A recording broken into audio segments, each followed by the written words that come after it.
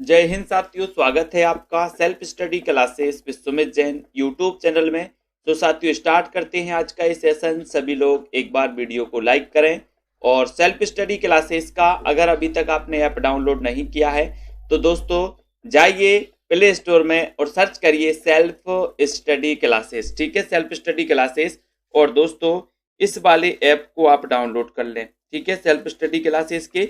और जिन भी साथियों ने अभी हिंदी साहित्य का ऐप डाउनलोड नहीं किया तो हिंदी साहित्य का ऐप भी दोस्तों आप डाउनलोड कर लें। ठीक है, इस हिंदी साहित्य के ऐप में भी दोस्तों आपके लिए बहुत सारा मटेरियल यहाँ पर उपलब्ध करवाया गया है। बहुत सारा फ्री मटेरियल भी है और बहुत सारा दोस्तों यहाँ पर इसको अपन डाउनलोड कर लें सभी साथी। ठीक है, और यहाँ पर आपको बता दें कि आपके लिए कोर्स लॉन्च किए गए हैं दोस्तों। अलग अलग कौन कौन से कोर्स लॉन्च किए गए यहाँ पर आपके लिए पीडीएफ नोट्स, ये 2700 रुपये का कोर्स है। ठीक है, हिंदी साहित्य का संपूर्ण कोर्स, ट्रिकी कोर्स दोस्तों ये 1700 में अभी आप इसको परचेस कर सकते हैं। और दोस्तों हिंदी साहित्य के निचोड़ नोट्स अगर आपको चाहिए, निचोड़ नोट्स जो निचोड़ यानी कि परीक्षा के समय इंपॉर्टेंट तो आपके लिए वन लाइनर निचोड़ नोट्स हैं। ठीक है, पंजाब मास्टर कैडर के मॉडल पेपर मात्र 599 में, 4500 क्वेश्चन इसमें रहेंगे, 30 मॉडल पेपर रहेंगे दोस्तों पूरे। ठीक है, और जिनको 10,000 प्रश्नों की यानी कि हिंदी साहित्य की प्रैक्टिस करनी है वो ये 10,000 प्रश्नों का ये दोस्तों टेस्ट सीरीज खरीद सकते हैं, प्रश्नोत्तर टेस्ट सीरीज खरीद सकते हैं जो 599 में। ठीक है, तो जिन भी साथियों को जिस प्रकार से पढ़ाई करना सभी प्रकार के कोर्स दोस्तों अपने इसमें उपलब्ध हैं। ठीक है, जिनको भी जो पढ़ना है पढ़ सकते हैं। आज अपन द्विवेदी युग के बारे में पढ़ने वाले, द्विवेदी युग का आज अपन विस्तृत अध्ययन करेंगे दोस्तों। ठीक है, सभी साथी आ गए हैं तो जल्दी से एक बार वीडियो लाइक कर दें। द्विवेदी युग को दोस्तों जागरण सुधार काल कहा जाता है। क्या कहा जाता है? जागरण सुधार काल। अब आपको बताना है कि इसे जागरण सुधार काल किसने कहा था। जल्दी से बताओ कमेंट में, जागरण सुधार काल किसने कहा था फटाक से। तो यहां पर अपन देखते हैं दोस्तों कि द्विवेदी युग का नामकरण आचार्य महावीर प्रसाद द्विवेदी के नाम पर किया गया। आचार्य महावीर प्रसाद द्विवेदी। आपको पता है एक क्वेश्चन आता है कि महावीर प्रसाद द्विवेदी सरस्वती पत्रिका के संपादक कब बने? तो आप क्या बताते हो कि सर सरस्वती पत्रिका के संपादक ये बने थे 1903 में। कौन? महावीर प्रसाद द्विवेदी। ठीक है, और इन्हीं महावीर प्रसाद द्विवेदी के नाम पर ये द्विवेदी युग का नाम दोस्तों हुआ है, द्विवेदी युग। ठीक है, 1893 में श्याम सुंदर दास, राम नारायण मिश्र और शिव कुमार सेन ने नागरी प्रचारिणी सभा काशी की स्थापना की। दोस्तों सन 1899 में इंडियन प्रेस की स्थापना हुई थी। तो दोस्तों यहां पर इतनी सारी चीजें हैं, इनको आपको याद करना है। सबसे पहले क्या आता है कि नागरी प्रचारिणी सभा की स्थापना कब हुई? तो 1893 में हुई। ठीक है, किस किस के दोस्तों तत्वाधान में हुई? श्याम सुंदर दास, राम नारायण मिश्र और शिव कुमार सेन। अब देखो यहां पर कैसा क्वेश्चन आता है। कैसा क्वेश्चन होता है दोस्तों कि आपसे पूछा जाता है कि निम्न में से बताइए कौन सा ऐसा सदस्य या कौन सा है जो नागरी प्रचारिणी सभा के संस्थापकों में नहीं है। तो आपको याद करना है। ठीक है, कौन कौन नहीं है? श्याम सुंदर दास हैं, राम नारायण मिश्र हैं, शिव कुमार हैं। ठीक है, ये आपको याद रखना है। लेकिन एक क्वेश्चन और पूछा जाता है दोस्तों आपसे कि नागरी प्रचारिणी पत्रिका का प्रकाशन कब हुआ? नागरी प्रचारिणी पत्रिका का प्रकाशन कब हुआ? बताइए कमेंट में सभी साथी। ठीक है, और आपसे पूछा जाएगा कि इंडियन प्रेस की स्थापना कब हुई? इंडियन प्रेस की तो 1899 में इंडियन प्रेस की स्थापना हुई। ठीक है, और नागरी प्रचारिणी सभा की प्रेरणा से इंडियन प्रेस प्रयाग द्वारा जून 1900 ईस्वी में सरस्वती पत्रिका का प्रकाशन आरंभ हुआ और इसके प्रथम संपादक थे कौन? बाबू श्याम सुंदर दास। तो आपसे कई बार क्वेश्चन आता है कि सरस्वती पत्रिका का प्रकाशन कब हुआ? 1900 ईस्वी में। दूसरा क्वेश्चन आता है कि बताइए द्विवेदी युग का प्रारंभ किस पत्रिका के प्रकाशन से माना जाता है? तो आपका उत्तर होता है कि द्विवेदी युग का प्रारंभ माना जाता है सरस्वती पत्रिका के प्रकाशन से। ठीक है, अब इसके प्रथम संपादक कौन थे? तो प्रथम संपादक थे बाबू श्याम सुंदर दास। ठीक है, इसके संस्थापक कौन थे? तो इसके संस्थापक थे चिंतामणि घोष। ठीक है, और इंडियन प्रेस प्रयाग द्वारा दोस्तों ये जो है 1900 में इसका प्रकाशन आरंभ हुआ था और इंडियन प्रेस की जो स्थापना हुई थी वो 1899 में हुई थी। कब हुई थी? 1899 में। ठीक है, सरस्वती पत्रिका के प्रकाशन वर्ष को भारतेंदु युग की समाप्ति का सूचक माना जाता है और द्विवेदी युग का प्रारंभ माना जाता है।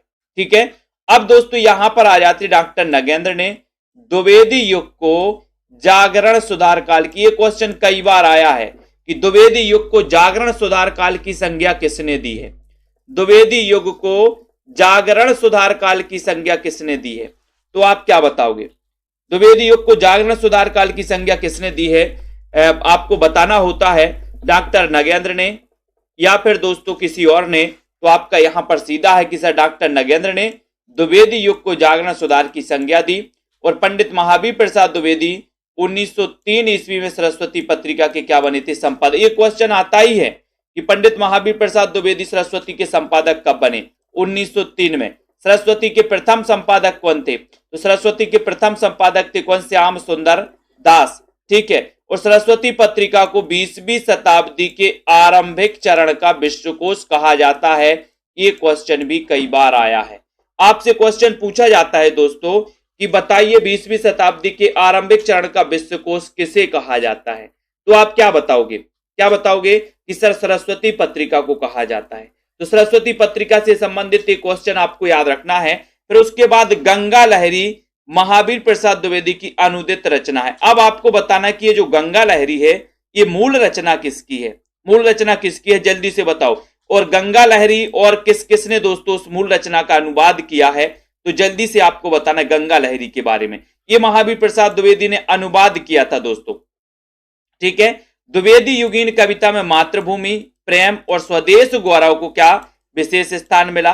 स्वदेश गौरव को। और आचार्य महावीर प्रसाद द्विवेदी संपत्ति शास्त्र में भारत के आर्थिक राजनीतिक यथार्थ का क्या किया? इन्होंने अभूतपूर्व चित्रण किया। संपत्ति शास्त्र, बोले सर हम महावीर की पूजा करते हैं तो आपके पास संपत्ति बहुत आएगी। क्या आएगी? संपत्ति। ठीक है, संपत्ति चाहिए तो महावीर की पूजन करो। ठीक है, तो ये याद रखते ना, संपत्ति से संपत्ति शास्त्र, और ये महावीर प्रसाद द्विवेदी की रचना है। कल अपन ने एक रचना पढ़ी थी प्रेम संपत्ति लता। प्रेम संपत्ति लता के रचनाकार कौन है?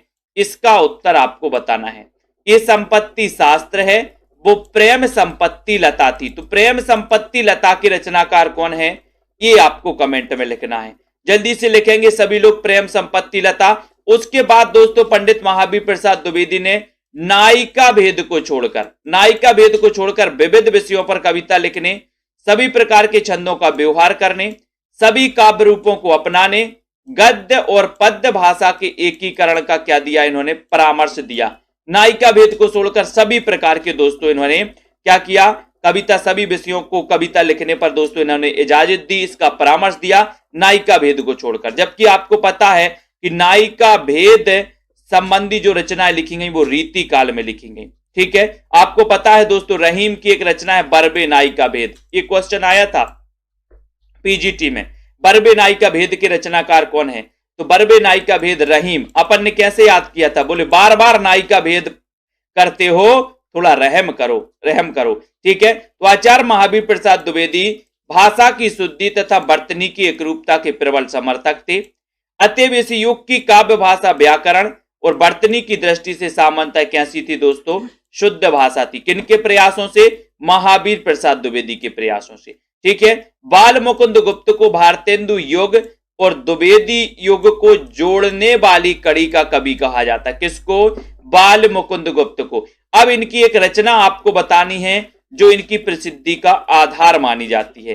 तो कमेंट में एक बार जल्दी से लिख दो कि बाल मुकुंद गुप्त की वह रचना कौन सी है जो इनकी प्रसिद्धि का आधार मानी जाती है। और अगर क्वेश्चन आपका बनेगा कि भारतेंदु युग और द्विवेदी युग की बीच की कड़ी का कवि किसे कहा जाता है, तो आप क्या बताओगे? बाल मुकुंद गुप्त को। ठीक है, सेल्फ स्टडी क्लासेस ऐप को डाउनलोड कर लो। जिनको भी कोर्स में एडमिशन लेना है दोस्तों, अभी आप कोर्स में एडमिशन ले सकते हैं। न्यू बैच स्टार्ट हुआ है, लेट ना हो ज्यादा। ठीक है, श्रीधर पाठक हिंदी खड़ी बोली के प्रथम। यहां ये क्वेश्चन थोड़ा सा गड़बड़ हो गया, यहां पर हिंदी खड़ी बोली के नहीं होना था, आधुनिक काल में होना था। आधुनिक काल में हिंदी खड़ी बोली के प्रथम कवि कौन है? अगर इस प्रकार से क्वेश्चन आएगा कि हिंदी खड़ी बोली के प्रथम कवि कौन है, तो आप यहां पर अमीर खुसरो लगाओगे दोस्तों। अमीर खुसरो का नाम आप जानते होंगे। हिंदी खड़ी बोली के प्रथम कवि तो अमीर खुसरो हैं। अगर आधुनिक काल में पूछा जाएगा कि आधुनिक काल में हिंदी खड़ी बोली के प्रथम कवि कौन है, तब आप श्रीधर पाठक लगा पाओगे। ठीक है, तो यहां थोड़ा सा मिस्टेक हुआ है। आचार्य रामचंद्र शुक्ल ने श्रीधर पाठक को स्वच्छंदतावाद का प्रवर्तक माना है। किसको? श्रीधर पाठक को। अब यहां पर दो चीजें क्लियर आपको करनी है। श्रीधर पाठक, एक क्वेश्चन आता है कि स्वच्छंदतावाद के प्रवर्तक कौन है, तब आपका उत्तर क्या होता है? श्रीधर पाठक। ठीक है, दूसरा क्वेश्चन आता है कि स्वच्छंदतावाद शब्द का सबसे पहले प्रयोग किसने किया? स्वच्छंदतावाद शब्द का सबसे पहले प्रयोग किसने किया, इसका उत्तर आपको बताना है। जल्दी बताओ। श्रीधर पाठक की कश्मीर सुषमा में प्रकृति की कल्पना नारी के रूप में कर उसे सजीवता प्रदान इन्होंने की। कश्मीर सुषमा श्रीधर पाठक की रचना है। और सांध अटन कविता में श्रीधर पाठक ने प्रकृति के विनाशकारी रूप को चित्रित किया। किसमें? सांध अटन में। तो सांध अटन कविता श्रीधर पाठक की हो गई। कश्मीर सुषमा ये भी अपन को याद रख लेना है। ठीक है, तो यहां पर एक बार जल्दी से जब तक आप क्वेश्चन बताओगे कि स्वच्छंदतावाद शब्द का सबसे पहले प्रयोग किसने किया, अमन जी। और बहुत बढ़िया आंसर आया है राहुल जी, रश्मि जी, बिल्कुल राइट आंसर कि सर स्वच्छंदतावाद शब्द का जो सबसे पहले प्रयोग किया है वो किया है किसने? मुकुटधर पांडे ने। मुकुटधर पांडे ने, वेरी गुड। और आपको पता है कि रामचंद्र शुक्ल ने मुकुटधर पांडे को छायावाद का प्रवर्तक माना है। क्या का प्रवर्तक माना? छायावाद का। क्योंकि छायावाद शब्द का सबसे पहले प्रयोग भी किसने किया था? मुकुटधर पांडे ने। और नॉर्मल अगर क्वेश्चन आता है कि छायावाद के प्रवर्तक कौन है, तब आप उत्तर लगाते हो जयशंकर प्रसाद। ठीक है, तो यहां पर आपने याद किया कि सर आचार्य महावीर प्रसाद द्विवेदी के नाम पर द्विवेदी योग का नाम पड़ा। नागरी प्रचारणी सभा की स्थापना 1893 में हुई। इसके संस्थापकों में श्याम सुंदर दास, राम नारायण मिश्र, शिव कुमार सेहते। ठीक है, इंडियन प्रेस की स्थापना 1899 में हुई। नागरी प्रचारणी पत्रिका 1896 में दोस्तों प्रकाशित हुई, नागरी प्रचारणी पत्रिका। ठीक है, उसके बाद आते हैं कि सरस्वती का संपादन हुआ 1900 ईस्वी में प्रकाशन हुआ। ठीक है, इसके प्रथम संपादक थे बाबू श्याम सुंदर दास और महावीर प्रसाद द्विवेदी इसके संपादक बने 1903 में। ये क्वेश्चन आपके क्लियर होते हैं। ठीक है, डॉक्टर नगेंद्र ने द्विवेदी युग को जागरण सुधार काल कहा, जागरण सुधार काल।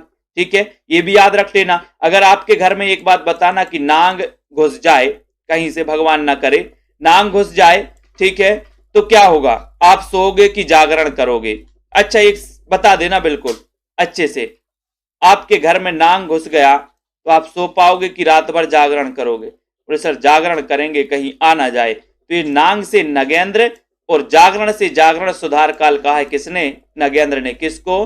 द्विवेदी युग को। ठीक है, सरस्वती पत्रिका के संपादक बने 1903 में और इस सरस्वती पत्रिका को 20वीं शताब्दी के आरंभिक चरण का विश्वकोश कहा जाता है। दोस्तों ये क्वेश्चन भी बहुत इंपॉर्टेंट है।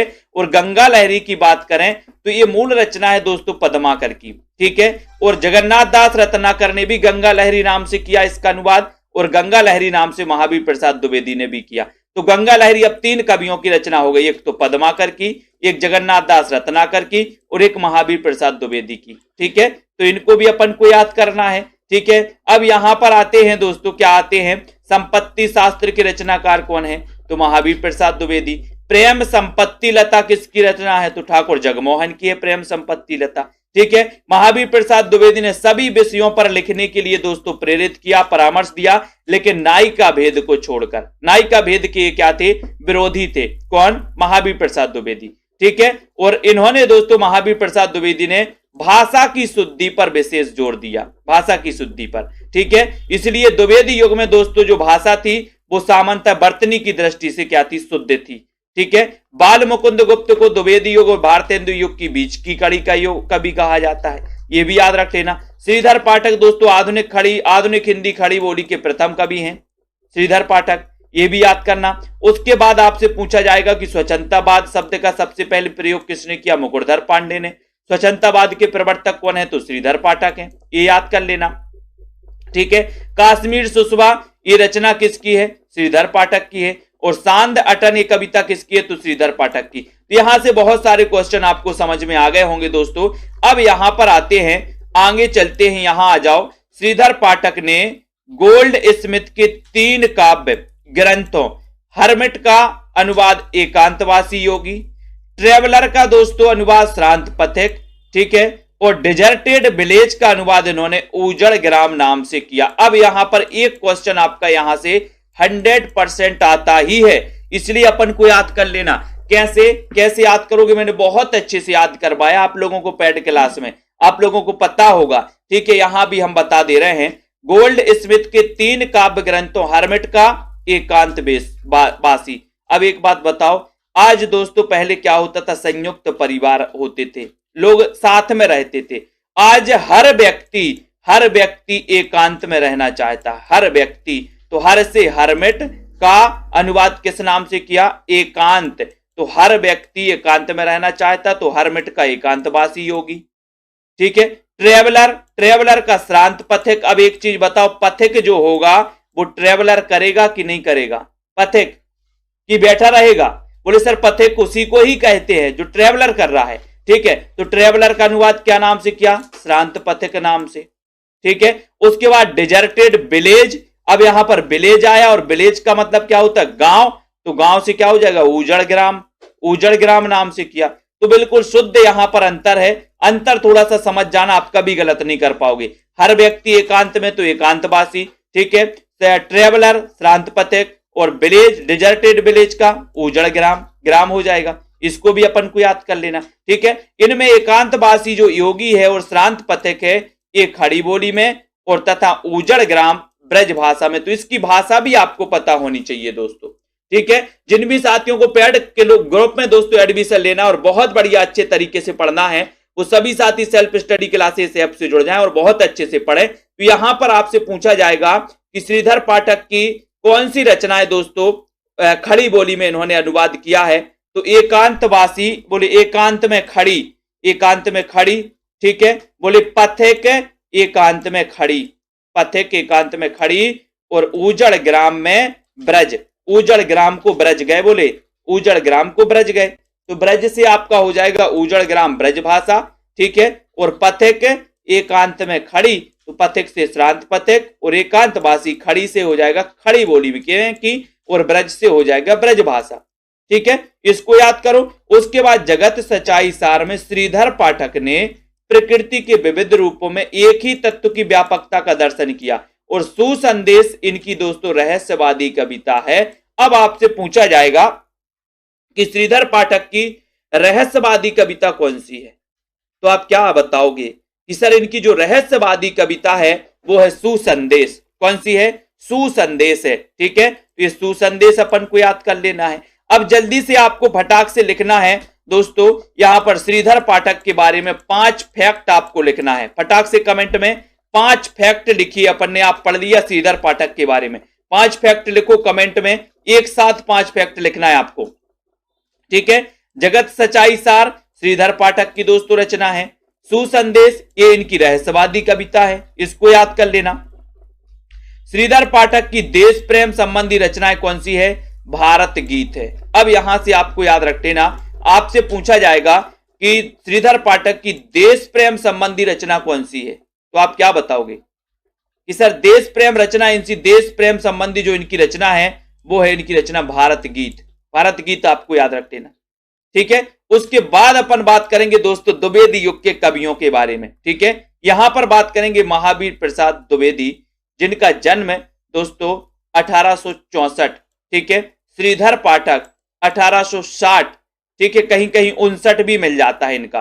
ठीक है, नाथुराम शर्मा शंकर 1859। ठीक है, अयोध्या से उपाध्याय हरिओद 1865। मैथिली शरण गुप्त का जन्म 1886 में, ये इनका जीवन काल दिया है। रामचरित उपाध्याय की बात करें तो 1872। जगन्नाथ दास रत्नाकर 1866। पूरे के पूरे कवियों को याद करना है, कल आपकी पीडीएफ स्पेशल ग्रुप में मिलनी चाहिए द्विवेदी युग के कवियों की। राम नरेश त्रिपाठी 1891। गया प्रसाद शुक्ल स्नेही 1883। राय देवी प्रसाद पूर्ण 1868। वियोगी हरि 1895। गोपाल शरण सिंह और सत्यनारायण कवि रत्न, ये दोस्तों द्विवेदी युग के कवि हैं। अब एक क्वेश्चन आपका बनेगा कि निम्न में से बताइए कौन सा द्विवेदी युग का कवि है या फिर कौन सा नहीं है। तो आपको पता होगा जब तो आप बताओगे कि सर कौन सा द्विवेदी युग का है कौन सा नहीं है, और जब पता ही नहीं है, याद ही नहीं किया, एक बार पढ़ लिया बस और बस हो गया काम। तो अपन को याद करना है दोस्तों। ठीक है, कौन सी रचना कौन से कवि द्विवेदी युग से संबंधित है, उनका जन्म क्रम भी आपको पता होनी चाहिए। ठीक है, अब बात करेंगे अपन अयोध्या सिंह उपाध्याय हरिऔध की। अब एक क्वेश्चन में आप फंस जाते हो। सबसे पहले तो आप कवि और महाकवि में अंतर समझना है। कवि जिन्होंने काव्य रचनाएं की हैं, जिन्होंने कोई महाकाव्य नहीं लिखा वो कवि, और जिन्होंने कोई महाकाव्य लिखा उसे महाकवि कहा जाता है दोस्तों। जैसे बात करें चंद्रवरदाई की, जैसे बात करें जयशंकर प्रसाद की, अयोध्या सिंह उपाध्याय हरिऔध की, स्वयंभू की बात करें, तुलसीदास की बात करें दोस्तों, ठीक है, ये सभी क्या है, महाकवि है। इन्होंने क्या की, महाकाव्य लिखे हैं। ठीक है, तो ये महाकवि हैं। अयोध्या सिंह उपाध्याय हरिऔध की प्रथम रचना कृष्ण शतक ब्रज भाषा में लिखी गई। किस भाषा में लिखी गई, ब्रज भाषा में लिखी गई। कौन सी, कृष्ण शतक, और ये इनकी प्रथम रचना है। और आपको पता है कि अगर आपसे पूछा जाएगा कि खड़ी बोली के प्रथम महाकवि कौन है, तो क्या बताओगे, हरिऔध जी। ठीक है, और इन्होंने इनकी प्रथम रचना कौन सी है, तो क्या बताओगे, कृष्ण शतक। कृष्ण शतक इनकी प्रथम रचना है। और हरिऔध जी का ब्रज भाषा में दूसरा प्रसिद्ध ग्रंथ है इनका रस कलश। रस कलश, यह रस का विस्तृत विवेचन करने वाला रीति ग्रंथ है दोस्तों, रीति ग्रंथ।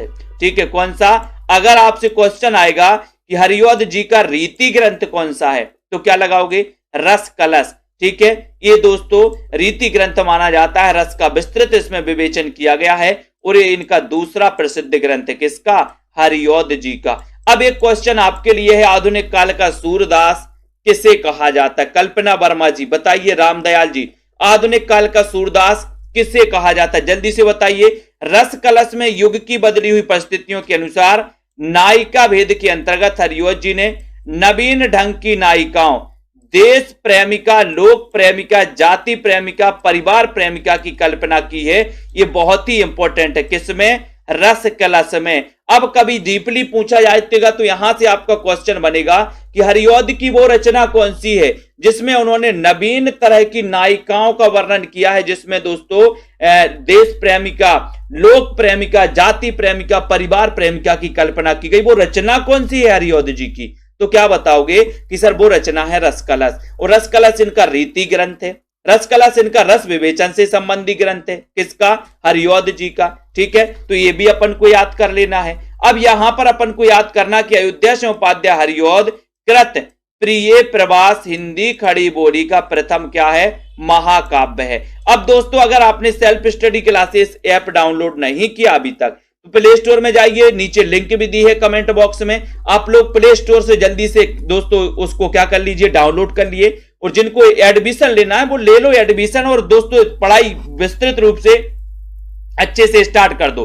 ठीक है, तो आपसे पूछा जाएगा कि खड़ी बोली का प्रथम महाकाव्य कौन सा है, क्या बताओगे, प्रिय प्रवास। बोले हम तो प्रिय के प्रवास में खड़ी, प्रिय के प्रवास में खड़ी। ठीक है, कितने सर्ग हैं इसमें, 17 सर्ग हैं। ठीक है, श्रृंगार और करुण रस की क्या है इसमें, प्रधानता है, श्रृंगार और करुण रस की। और आपको एक चीज बताना है कि सूरदास ने कितने भ्रमर गीतों की रचना की है, सूरदास ने कितने भ्रमर गीतों की रचना की है, जल्दी से बताओ। हिंदी खड़ी बोली का प्रथम महाकाव्य कौन सा, प्रिय प्रवास। प्रिय प्रवास के रचनाकार कौन है, हरिऔध जी। इसमें कितने सर्ग हैं, तो 17 सर्ग हैं। 17 सर्ग याद रख लेना। हरिऔध जी कवि सम्राट के रूप में समादृत हैं। प्रिय प्रवास ग्रंथ पर इन्हें 1936 में मंगला प्रसाद पारितोषिक सम्मान भी दोस्तों इन्हें प्राप्त हुआ है प्रिय प्रवास के लिए। ठीक है, तो ये भी अपन को याद कर लेना है। और प्रिय प्रवास की सबसे बड़ी विशेषता प्रकृति का मानवीय भावनाओं के साथ एकाकार होना है। और आपने बताया कि सर सूरदास ने 3 भ्रमर गीतों की रचना की है। और अगर आपसे पूछा जाए कि आधुनिक काल में भ्रमर गीतों की रचना किसने की है, तो आपको बताना है हरिऔध जी ने। और इन्हें आधुनिक काल का सूरदास तो कहा ही जाता है। ठीक है, और इन्होंने दोस्तों भ्रमर गीत का समावेश किस रचना में किया है, तो इस प्रिय प्रवास में किया है भ्रमर गीतों का समावेश, ये भी आपको याद करना है। ठीक है, अब यहां पर आते हैं कि सर कवि सम्राट के रूप में समादृत कौन है, कवि सम्राट किसे कहा जाता है, तो कवि सम्राट कहा जाता हरिऔध जी को, कवि सम्राट। ठीक है, ये याद कर लेना। उसके बाद यहां पर देखते हैं कि आचार्य रामचंद्र शुक्ल ने प्रिय प्रवास महाकाव्य नहीं माना। प्रिय प्रवास को किसने, शुक्ल जी ने प्रिय प्रवास को महाकाव्य नहीं माना। प्रिय प्रवास संस्कृत के वर्ण वृत्तों में रचित तथा इसमें 7 छंदों मालिनी, मंदाक्रांता, वंशस्थ, बसंत तिलका, दुरत, विलंबित और दोस्तों शार्दुल, विकीर्णता और शिखरणी का प्रयोग हुआ है। और दोस्तों जो रामचंद्र शुक्ल हैं, इन्होंने प्रिय प्रवास को क्या नहीं माना, महाकाव्य नहीं माना। इसमें कितने सर्ग हैं, 17 सर्ग हैं प्रिय प्रवास में, भ्रमर गीत का समावेश किया गया। ठीक है, अब क्वेश्चन एक आपसे हम पूछ रहे हैं, आपको बताना है कि हरिवंश जी का वह ग्रंथ कौन सा है जिसमें उन्होंने नायिकाओं का नए ढंग से वर्णन किया है। उन्होंने दोस्तों देश प्रेमिका, लोक प्रेमिका, परिवार प्रेमिका नायिकाओं का चित्रण किया है, वो ग्रंथ कौन सा है, जल्दी से बताइए, फटाक से बताओ। और वैदेही वनवास हरिवंश जी का दूसरा प्रबंध काव्य है जिसमें सीता परित्याग की कथा वर्णित है और इस रचना में 15 सर्ग हैं। किसमें, वैदेही वनवास। अब वनवास तो 14 वर्ष का हुआ था, लेकिन इसमें 15 सर्ग हैं। देखो 14 में +1 कर दो, 15 सर्ग हो जाएंगे। ठीक है, तो वैदेही वनवास में अगर कभी आ जाए कि वनवास में कितने सर्ग हैं वैदेही वनवास में, तो वनवास तो 14 वर्ष के लिए गए, लेकिन 1 प्लस कर देना तो 15 इसमें सर्ग हो जाएंगे। ठीक है, अब ये इनका दूसरा प्रबंध काव्य है और आपको याद रख लेना हरियोध। हरियोध बोले हरि अयोध्या से कहां गए थे, बोले वनवास गए थे। तो ये वनवास गए थे कहां से, अयोध्या से। तो वैदेही वनवास के रचनाकार कौन हो जाएंगे, अयोध्या से उपाध्याय हरियोध। हरियोध को याद कर लेना। इनके इस प्रबंध काव्य में 15 सर्ग हैं दोस्तों। ठीक है, 15 सर्गों को याद कर लेना। तो यहां पर अपन ने जो चीजें पढ़ी हैं वो सारी चीजों को आपको पकड़ना है। ठीक है, ये अपन ने श्रीधर पाठक की पढ़ ली, गोल्ड स्मिथ के 3 काव्य ग्रंथों, हर्मिट का अनुवाद एकांतवासी योगी, ट्रेवलर का श्रांत पथिक, डिजर्टेड विलेज का उजड़ ग्राम। ठीक है, एकांतवासी योगी और श्रांत पथिक खड़ी बोली में है, बाकी उजड़ ग्राम ब्रज भाषा में है, इसको याद कर लेना। जगत सच्चाई सार में श्रीधर पाठक ने प्रकृति के विविध रूपों का एक ही तत्व में व्यापकता का दर्शन किया और सुसंदेश इनकी रहस्यवादी कविता है श्रीधर पाठक की। ठीक है, फिर उसके बाद करेंगे दोस्तों भारत गीत की बात करेंगे। तो भारत गीत में ये संकलित है दोस्तों इनकी देश प्रेम संबंधी रचनाएं। उसके बाद यहां पर आते हैं कि अयोध्या से उपाध्याय हरिवंश की रचना कृष्ण शतक, इनकी प्रथम रचना है कृष्ण शतक। ठीक है, इनकी द्वितीय रचना है दोस्तों रसकलश, और रसकलश इनकी दोस्तों इस रसकलश में इन्होंने विभिन्न प्रकार की नायिकाओं का क्या किया है, वर्णन किया है। ये भी अपन को याद रख लेना है। ठीक है, अब यहां पर अपन थोड़ा सा आते हैं, बिल्कुल सही है, यहां पर थोड़ा सा गड़बड़ हो गया है कि ये जो दोस्तों क्या है अयोध्या से उपाध्याय हरिवंश का जो वैदेही वनवास है, इसको थोड़ा सा आपको वो करना है। ठीक है, क्या करना है कि इसमें कितने सर्ग हैं वैदेही वनवास में, बताइए जल्दी से। पारिजात में 15 हैं और इसमें 18 हैं। ठीक है, हाँ ये गड़बड़ दिया है थोड़ा सा। ठीक है, इसको आपको समझना है। ठीक है, उसके बाद यहां पर आते हैं अगले क्वेश्चन की ओर आते हैं। राष्ट्रकवि की बात करते हैं दोस्तों। राष्ट्रकवि के बारे में यहां पर देखते हैं अपन। राष्ट्रकवि मैथिली शरण गुप्त ने पंडित महावीर प्रसाद द्विवेदी को अपना काव्य गुरु माना। क्या माना है, काव्य गुरु माना। ठीक है, राष्ट्रकवि मैथिली शरण गुप्त ने पंडित महावीर प्रसाद द्विवेदी को क्या माना, अपना काव्य गुरु। अब यहां पर अपन को याद करना है, अपन आपसे पूछा जाएगा कि मैथिली शरण गुप्त के काव्य गुरु कौन थे, तो महावीर प्रसाद द्विवेदी। ठीक है, बिल्कुल। पारिजात में 15 हैं और वैदेही वनवास में 18 हैं। ठीक है, इसमें थोड़ा सा गलत मिसप्रिंट हो गया, बिल्कुल सही है। ठीक है, यहां पर देखो मैथिली शरण गुप्त की आरंभिक रचनाएं वैश्योपरक पत्र में दोस्तों प्रकाशित हुई थी। अगर आपसे पूछा जाएगा कि मैथिली शरण गुप्त का जन्म कब हुआ, तो आपको बताना है। और मैथिली शरण गुप्त की जो आरंभिक रचनाएं हैं ये वैश्योपरक पत्र में प्रकाशित हुई थी। कौन से पत्र में, वैश्योपरक पत्र में प्रकाशित हुई थी। ठीक है, गुप्त जी की प्रथम रचना कौन सी है, हेमंत। हेमंत है 1906 ईस्वी में सरस्वती पत्रिका में प्रकाशित हुई थी गुप्त जी की प्रथम रचना हेमंत। ठीक है, इसको याद रखो। रंग में भंग की बात करें तो मैथिली शरण गुप्त का दोस्तों प्रथम काव्य ग्रंथ है, 1909 में। ठीक है, प्रकाशित हुआ रंग में भंग। और गुप्त जी की ख्याति का मूल आधार है भारत भारती, और भारत भारती का रचना काल क्या है, 1912। अब दोस्तों इन्हें राष्ट्रकवि की उपाधि दी गई थी। क्या दी गई थी, राष्ट्रकवि की उपाधि दी गई। राष्ट्रकवि की उपाधि इनको दी गई काय कि उसमें भारत भारती की प्रसिद्धि के कारण इन्हें राष्ट्रकवि की उपाधि मिली थी। और भारत भारती इनकी बहुत ही प्रसिद्ध रचना है और इसका रचना काल है 1912। और बार बार मां भारती का हम क्या करेंगे, वंदन करेंगे। ठीक है, बोले बार बार करेंगे भारत भारती का हम वंदन बार बार करेंगे। तो बार से हो जाएगा 12 बार, 12 बार करेंगे, बार बार करेंगे। ठीक है, तो भारत भारती 1912 याद कर लेना। हिंदी कवियों में प्रबंध काव्य सबसे अधिक किसने लिखे? मैथिली शरण गुप्त ने लिखे दोस्तों। अब आपको बताना है कि इन्होंने कितने खंड काव्य लिखे। ये क्वेश्चन आया हुआ था कि मैथिली शरण गुप्त ने कितने खंड काव्यों की रचना की है, बताइए जसवीर जी, कितने खंड काव्यों की रचना की मैथिली शरण गुप्त ने? 1886 में इनका जन्म हुआ था, चिरगांव जिला झांसी में, ठीक है। तो यहां पर आपको बताना है, जल्दी बताओ, इन्हें राष्ट्र कवि कहा था मैथिली शरण गुप्त ने, बिल्कुल सही है, ठीक है। नारी भावना को पहचानने और उसका चित्रण करने में गुप्त जी हिंदी के इतिहास में अनुपम है। और मैथिली शरण गुप्त कृत साकेत महाकाव्य का प्रेरणा स्रोत है दोस्तों रविन्द्रनाथ टैगोर का काव्येर उपेक्षिता नामक लेख। अगर कभी आपसे पूछा जाएगा कि राम काव्य का, हिंदी में राम काव्य का दूसरा महाकाव्य कौन सा है, तो क्या लगाओगे? राम काव्य पर आधारित दूसरा महाकाव्य कौन सा है? तो आपको साकेत लगाना है। साकेत में कितने सर्ग हैं दोस्तों? 12 सर्ग हैं। कितने सर्ग हैं? 12 सर्ग हैं। अब 12 का चक्कर मैंने कई बार आपको बताया है। क्या बताया है? कि आपको पता है कि रामविलास शर्मा का जन्म हुआ 1912 में, ठीक है, एक। रामानंद के शिष्य कितने? 12, ठीक है। रामचंद्र शुक्ल ने 12 प्रमाणिक रचनाओं के आधार पर दोस्तों वीर गाथा काल कहा। तुलसी की प्रमाणिक रचना कितनी? 12। साकेत में सर्गों की संख्या कितनी? 12। आलवार भक्तों की संख्या कितनी? 12। अब 12 बार बार आ रहा है, इस 12 का कुछ तो चक्कर है, ठीक है, इसको भी याद कर लेना है। तो साकेत में सर्ग कितने हैं? 12 हैं। और ये जो साकेत महाकाव्य का जो प्रेरणा स्रोत है वो रविन्द्रनाथ टैगोर का कौन सा? काव्येर उपेक्षिता नामक लेख है, इसको याद कर लेना। साकेत में दोस्तों 12 सर्ग। प्रथम सर्ग में सरस्वती वंदना होती है और नवम सर्ग में दोस्तों उर्मिला के विरह का वर्णन है और यह सर्ग सबसे मार्मिक है। एक क्वेश्चन भी आया है कि साकेत का सबसे मार्मिक सर्ग कौन सा है, तो आप क्या बताओगे? सबसे मार्मिक सर्ग है दोस्तों कौन सा? नवम सर्ग। नवम इसका मार्मिक सर्ग होता है, ठीक है। और आपको पता है कि मैथिली शरण गुप्त ने 19 खंड काव्यों की रचना की है। 19 खंड काव्यों की रचना की है, ये याद कर लेना।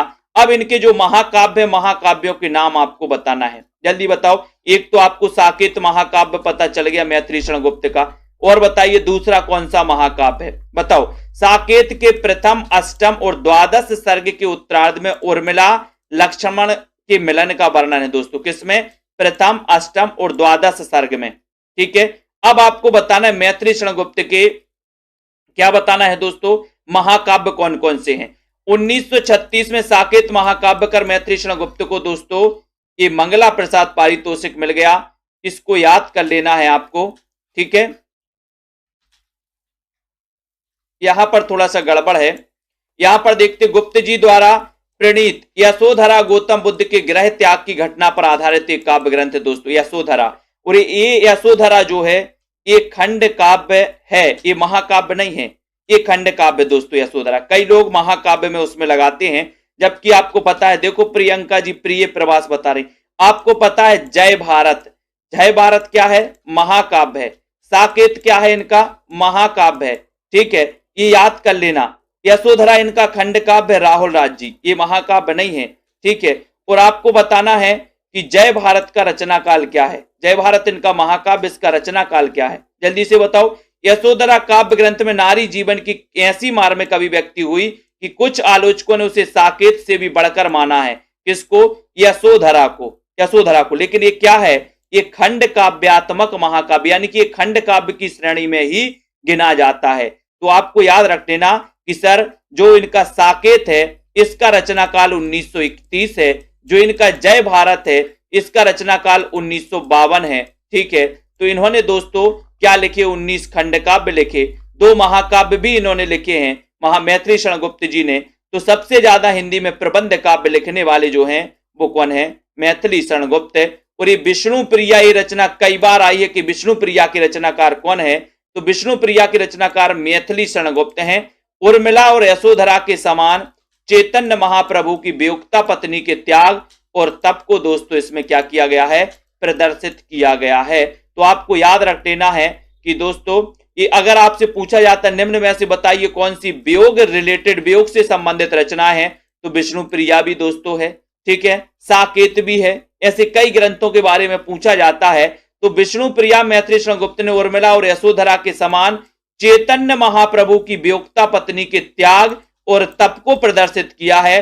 अब आपको बताना है गौड़ीय संप्रदाय के प्रवर्तक कौन थे, जल्दी से बताओ फटाक से। और मैथिली शरण गुप्त कृत जय भारत ये महाकाव्य को प्राचीन भारत की हिंदू संस्कृति का स्वच्छ दर्पण कहा जाता है, ये भी याद रख लेना। इस जय भारत का रचना काल है दोस्तों 1952। ये क्वेश्चन आपका आया था, टीजीटी में आया था कि आप क्रमबद्ध करिए। क्रमबद्ध करने के लिए बोला था आपके लिए दोस्तों, एक भारत भारती दिया था 1912 का, ठीक है, ये 2-3 ग्रंथ और मैथिली शरण गुप्त के दिए थे और ये जय भारत भी दिया था। आपको क्रमबद्ध करना था और गड़बड़ हो गए सभी लोग, ठीक है। तो ये अपन को याद कर लेना है, जय भारत महाकाव्य को प्राचीन भारत की हिंदू संस्कृति का स्वच्छ दर्पण कहा जाता है। और जय भारत में कौरवों पांडवों के पारस्परिक कलह और उससे उत्पन्न महायुद्ध का दोस्तों क्या है, वर्णन, ठीक है। गुप्त जी के अनग और कुणाल गीत बौद्धकालीन संस्कृति से संबंधित है। कौन कौन से, अनग और कुणाल गीत, ठीक है, इनको याद कर लेना है। और दोस्तों यहां पर देखें गुप्त जी का बिकट भट्ट में जोधपुर के एक राजपूत सरदार की 3 पीढ़ियों तक चलने वाली कथा जिसमें वचन निभाने का वर्णन है। ये क्वेश्चन कई बार आया है। क्वेश्चन कैसा आता है वो देख लो। सबसे पहले आता है कि मैथिली शरण गुप्त का वह ग्रंथ कौन सा है जिसमें राजपूत सरदार की 3 पीढ़ियों तक चलने वाली कथा का वर्णन है, कथा वर्णित है। तो वो इनका ग्रंथ है दोस्तों कौन सा, बिकट भट्ट। बिकट बोले मैथी में तो बिकट गिर गए, मैथी में बिकट गिर गए, विकेट क्रिकेट के विकेट, ठीक है, इसको याद करना। जयद्रथ वध में एक ऐसे युवक का चित्रण हुआ जो राष्ट्र की बलिवेदी पर अपने प्राणों का उत्सर्ग कर देता है। तो जयद्रथ वध भी इनका खंड काव्य है मैथिली शरण गुप्त का। मैथिली शरण गुप्त ने 19 खंड काव्यों की रचना की दोस्तों। कितने, 19। एक क्वेश्चन आपका आया हुआ था कि मैथिली शरण गुप्त ने कितने खंड काव्यों की रचना की है, ठीक है। तो 19 खंड काव्य याद रख लेना।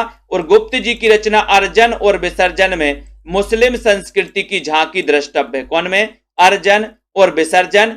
और मेघनाथ वध दोस्तों इनकी मैथिली शरण गुप्त की अतुकांत रचना है। कौन सी रचना है, अतुकांत, ठीक है। तो ये भी अपन को याद रख लेना। तो धीरे धीरे यहां पर अपन ने पढ़ा है, जल्दी जल्दी पढ़ते हैं कि मैथिली शरण गुप्त के जो गुरु थे काव्य गुरु महावीर प्रसाद द्विवेदी थे, ठीक है, ये भी अपन ने याद कर लिया। मैथिली शरण गुप्त जी की प्रथम रचना हेमंत है, सरस्वती में प्रकाशित हुई थी दोस्तों। रंग में भंग इनका 1909 में ये काव्य ग्रंथ प्रकाशित हुआ, ठीक है। उसके बाद भारत भारती इनकी 1912 की रचना है जिसकी प्रसिद्धि के कारण महात्मा गांधी ने राष्ट्र कवि की उपाधि दे डाली थी।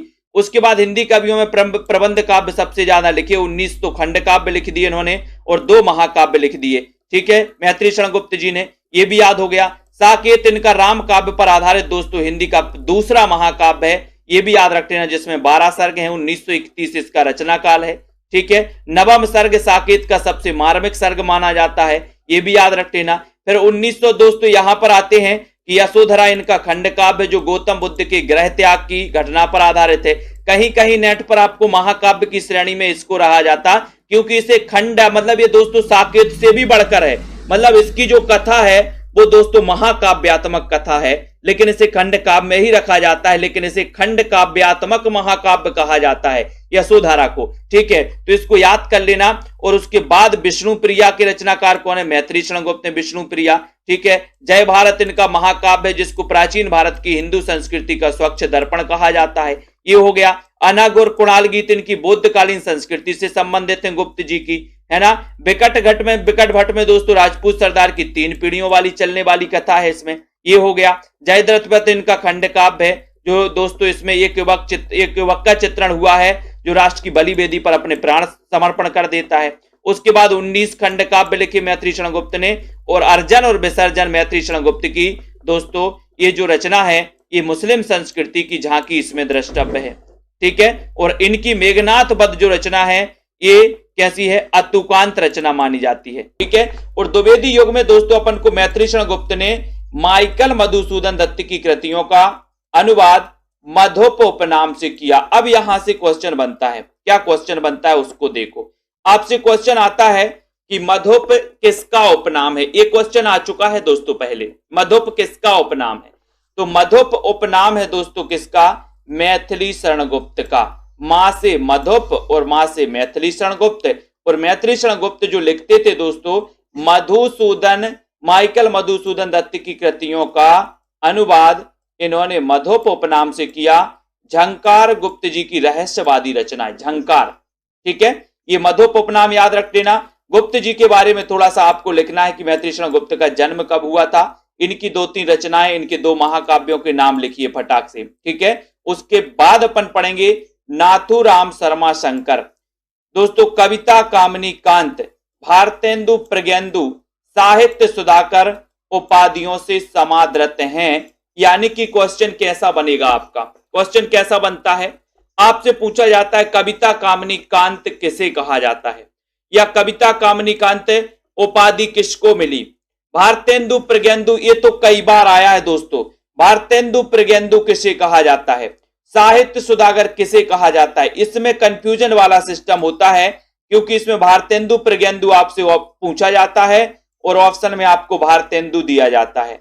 तो लगभग 90% लोग भारतेंदु लगा के आ जाते हैं, क्योंकि यहां भारतेंदु प्रज्ञेंदु दिया और यहां पर ऑप्शन में भी भारतेंदु, तो भारतेंदु लगा के आ जाते। लेकिन जिनको पता है कि भारतेंदु प्रज्ञेंदु की उपाधि दी गई थी नाथूराम शर्मा शंकर को, वो गलत नहीं करते, ठीक है। तो नाथूराम शर्मा शंकर को कविता कामिनी कांत कहा जाता है, भारतेंदु प्रज्ञेंदु कहा जाता है, साहित्य सुधाकर कहा जाता है। यानी कि इन उपाधियों से इनको दोस्तों क्या किया गया है, नवाजा गया है। फिर जगन्नाथ दास रत्नाकर को भक्ति काल और रीति काल का समन्वयक कहा जाता है। ये भी बढ़िया क्वेश्चन है आपके लिए, आपसे पूछा जाता है कि भक्ति काल और रीति काल का समन्वयक किसे कहा जाता है, तब आपका उत्तर क्या होता है, जगन्नाथ दास रत्नाकर, ठीक है। और रत्नाकर के आदर्श कवि कौन थे, आदर्श कवि थे बिहारी।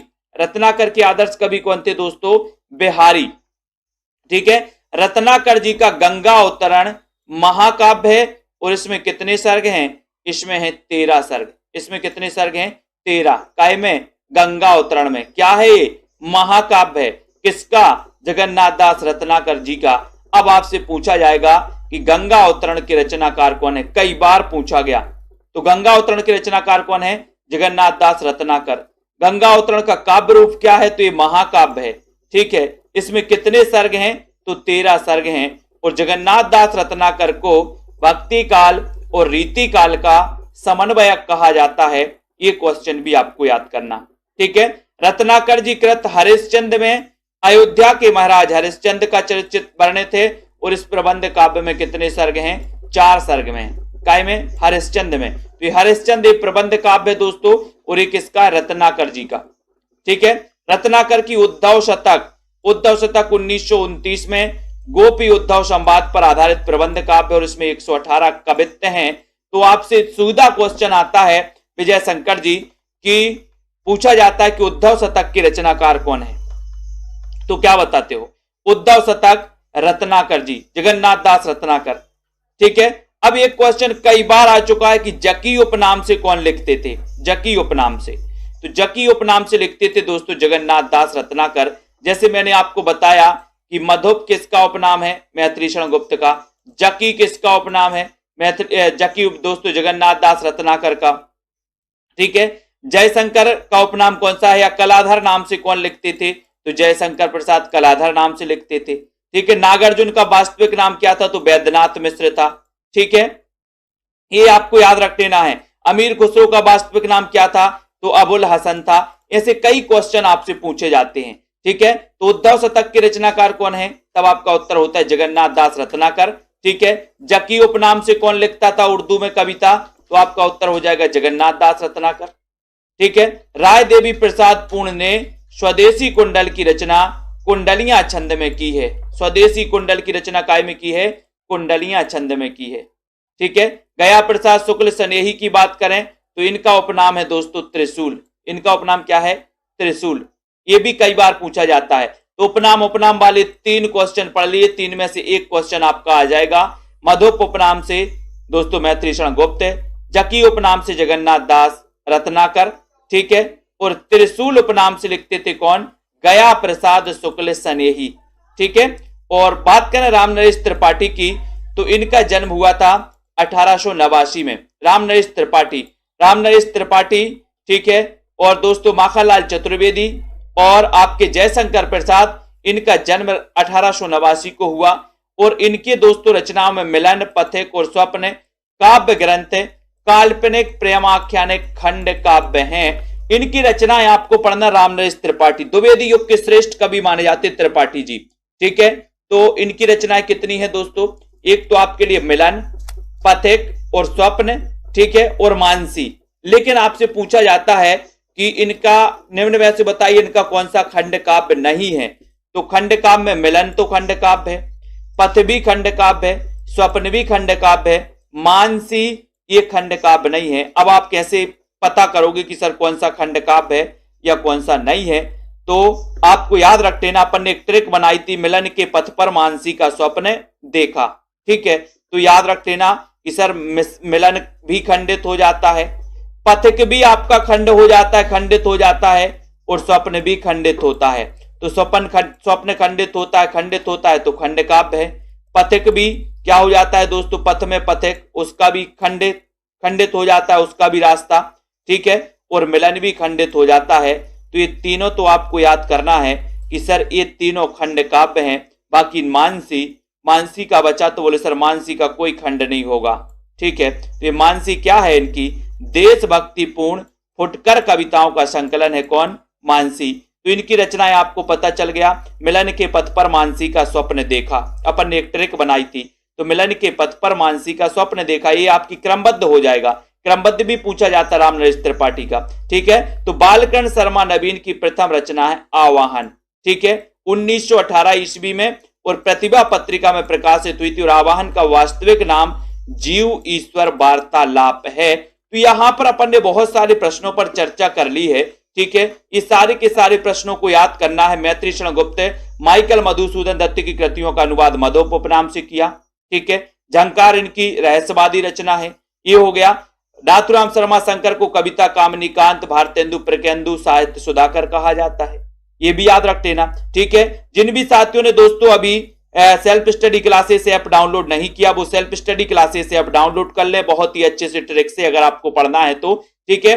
और बाकी अपन ने देखा कि भक्ति काल और रीति काल का समन्वयक जगन्नाथ दास रत्नाकर, ठीक है। गंगा अवतरण रत्नाकर जी का महाकाव्य है, 13 सर्ग हैं इसमें, ये भी आपको पता चल गया। उसके बाद बात करेंगे कि हरिश्चंद्र एक रचना है रत्नाकर जी की दोस्तों, है ना।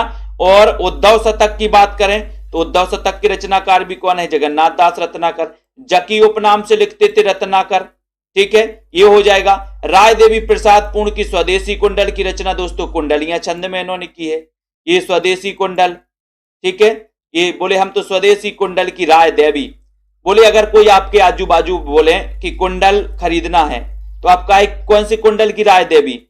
विदेशी की स्वदेशी? बोले सर हम स्वदेशी कुंडल की राय देवी। तो स्वदेशी कुंडल की रचनाकार राय देवी प्रसाद पूर्ण, ठीक है। त्रिशूल किसका उपनाम है? कई बार आ चुका है, त्रिशूल किसका उपनाम है? तो त्रिशूल गया बोले तो गया से क्या बनेगा? गया प्रसाद शुक्ल सनेही, ठीक है। तो ये गया प्रसाद शुक्ल सनेही का उपनाम क्या है? त्रिशूल, इसको याद रखने, त्रिशूल गया, ठीक है, इसको याद रखो।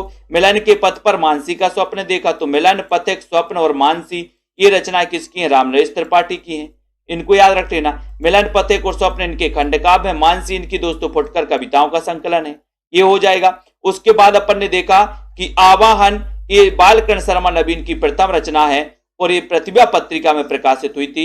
इतनी सारी चीजें हैं दोस्तों, इनको याद करना है। एक बार वीडियो को लाइक करना। कल अपन छायावाद को पढ़ेंगे, लेकिन उसके पहले अपन आज अभ्यास करेंगे, ठीक है। सभी लोग तैयार हैं अभ्यास करने के लिए? तो एक बार जल्दी से दोस्तों लाइक कर दो और एक बार शेयर कर दो। यहां पर अपन को क्या करना है? अब अभ्यास करना है। आपको प्रश्न दिया जाएगा, उत्तर आपको बताना है। किस पत्रिका के प्रकाशन वर्ष को भारतेंदु युग की समाप्ति का सूचक माना जाता है? जल्दी से बताइए, फटाक से आपको चयन करना है। यहां पर किस पत्रिका के प्रकाशन वर्ष को भारतेंदु युग की समाप्ति का सूचक माना जाता है? आपका यहां पर द्विवेदी युग की अपन प्रैक्टिस कर रहे हैं, ठीक है। तो जल्दी से आपको चयन करना है, एक बार लाइक जरूर कर देना है। अनिल जी बताइए, किस पत्रिका के प्रकाशन वर्ष को भारतेंदु युग की समाप्ति का सूचक माना जाता है। और आपका सीधा आंसर जा रहा है कि सर आपने बिल्कुल सही उत्तर बताया है। क्या बताया है कि सर सरस्वती पत्रिका। ठीक है, इसके बारे में बताइए, सरस्वती पत्रिका के बारे में क्या क्या जानते हैं आप लोग सरस्वती पत्रिका के बारे में। जल्दी से आपको चयन करना है। ये जो सरस्वती पत्रिका है इसका प्रकाशन कब हुआ, इसके संस्थापक कौन थे, इसके बारे में कमेंट में लिखिए थोड़ा सा। फिर ऊपर आते हैं, ये क्वेश्चन आया था दोस्तों, ये क्वेश्चन आता ही है, अभी DSSB में भी आया था कि महावीर प्रसाद द्विवेदी सरस्वती के संपादक कब बने। ये क्वेश्चन आता ही है हमेशा, इसलिए दोस्तों आपको चयन करना प्रश्न क्रमांक 44 में महावीर प्रसाद द्विवेदी सरस्वती के संपादक कब बने। 1901 में, 1902 में, 1903 या फिर 1904 में। तो यहां पर आपका सही है कि सर ये द्विवेदी जी हैं, ये 1903 में बन गए सरस्वती के संपादक, यानी कि आपका उत्तर सी की तरफ चला जाएगा, सी नंबर सही हो जाएगा। अब आपको बताना है कि भारतेंदु युग और द्विवेदी युग को जोड़ने वाली कड़ी का कवि किसे कहा गया। 40-5-45 का क्वेश्चन बताइए। सभी लोग लाइक जरूर कर दे एक बार और अपने मित्रों को शेयर करें। जो भी हमारे साथी हैं जिनको भी दोस्तों कोर्स में एडमिशन लेना है वो जल्दी से आ जाएं और सेल्फ स्टडी क्लासेस में कोर्स में एडमिशन लेकर के अपना अध्ययन चालू करें। अभी दोस्तों नया बैच स्टार्ट हुआ है जिसमें आदिकाल का अभी चल रहा है अध्ययन। ठीक है, तो आप भी उसमें सम्मिलित हो सकते हैं, अपना अध्ययन कर सकते हैं। तो यहां पर आपका सही है कि सर बाल मुकुंद गुप्त को भारतेंदु युग और द्विवेदी युग को जोड़ने वाली कड़ी का कवि कहा जाता है। तो यहां पर आपका जो डी नंबर है, डी नंबर वो बिल्कुल सही है। ठीक है, बहुत बढ़िया, अच्छा क्वेश्चन बताया आप लोगों ने। हिंदी में स्वच्छंदतावाद का प्रवर्तक कवि किसे कहा जाता है। 46 का आंसर। स्वच्छंदतावाद की जब भी बात आती है मैं आपको कई बार बताता हूं कि स्वच्छंदतावाद शब्द का सबसे पहले प्रयोग किया था मुकुटधर पांडे ने। ठीक है, मुकुटधर पांडे का जन्म हुआ था दोस्तों 1895 में और मुकुटधर पांडे को रामचंद्र शुक्ल ने छायावाद का प्रवर्तक भी माना और मुकुटधर पांडे ने छायावाद शब्द का भी सबसे पहले प्रयोग किया था। तो मुकुटधर पांडे ने छायावाद और स्वच्छंदतावाद इन शब्दों का प्रयोग सबसे पहले किया था, लेकिन स्वच्छंदतावाद के प्रवर्तक माने जाते श्रीधर पाठक, यानी कि ए नंबर। अब श्रीधर पाठक की जो तीन जो अनुदित रचनाएं हैं दोस्तों, दो इनकी खड़ी बोली में एकांतवासी योगी है ना, और एक और दोस्तों एक इनकी दोस्तों ब्रज में है। उनकी रचनाओं की कल जो हमने बताई थी, जल्दी से बताओ वो कौन कौन सी रचनाएं हैं। और 47 का आंसर आपको चयन करना है यहां पर कि नायिका भेद वर्णन के विरोधी हैं तो कौन है। नायिका भेद वर्णन के विरोधी कौन है। मैथिली शरण गुप्त, आचार्य महावीर प्रसाद द्विवेदी, अयोध्या से उपाध्याय हरिऔध या फिर जगन्नाथ दास रत्नाकर। यानी कि 47 का आंसर चयन करना है। नायिका भेद वर्णन के विरोधी कौन है। नायिका भेद वर्णन के विरोधी बताना है। प्रश्न आपका 47 नंबर है, लाइक जरूर करना है। और आपको पता है कि महावीर प्रसाद द्विवेदी ने द्विवेदी युग के, जिनका दोस्तों इनके नाम पर द्विवेदी युग का नाम पड़ा था, उन्होंने सभी को यह समझाइश दी थी, परामर्श दिया था कि नायिका भेद को छोड़कर अन्य किसी भी विषय पर आप लेखनी चलाइए।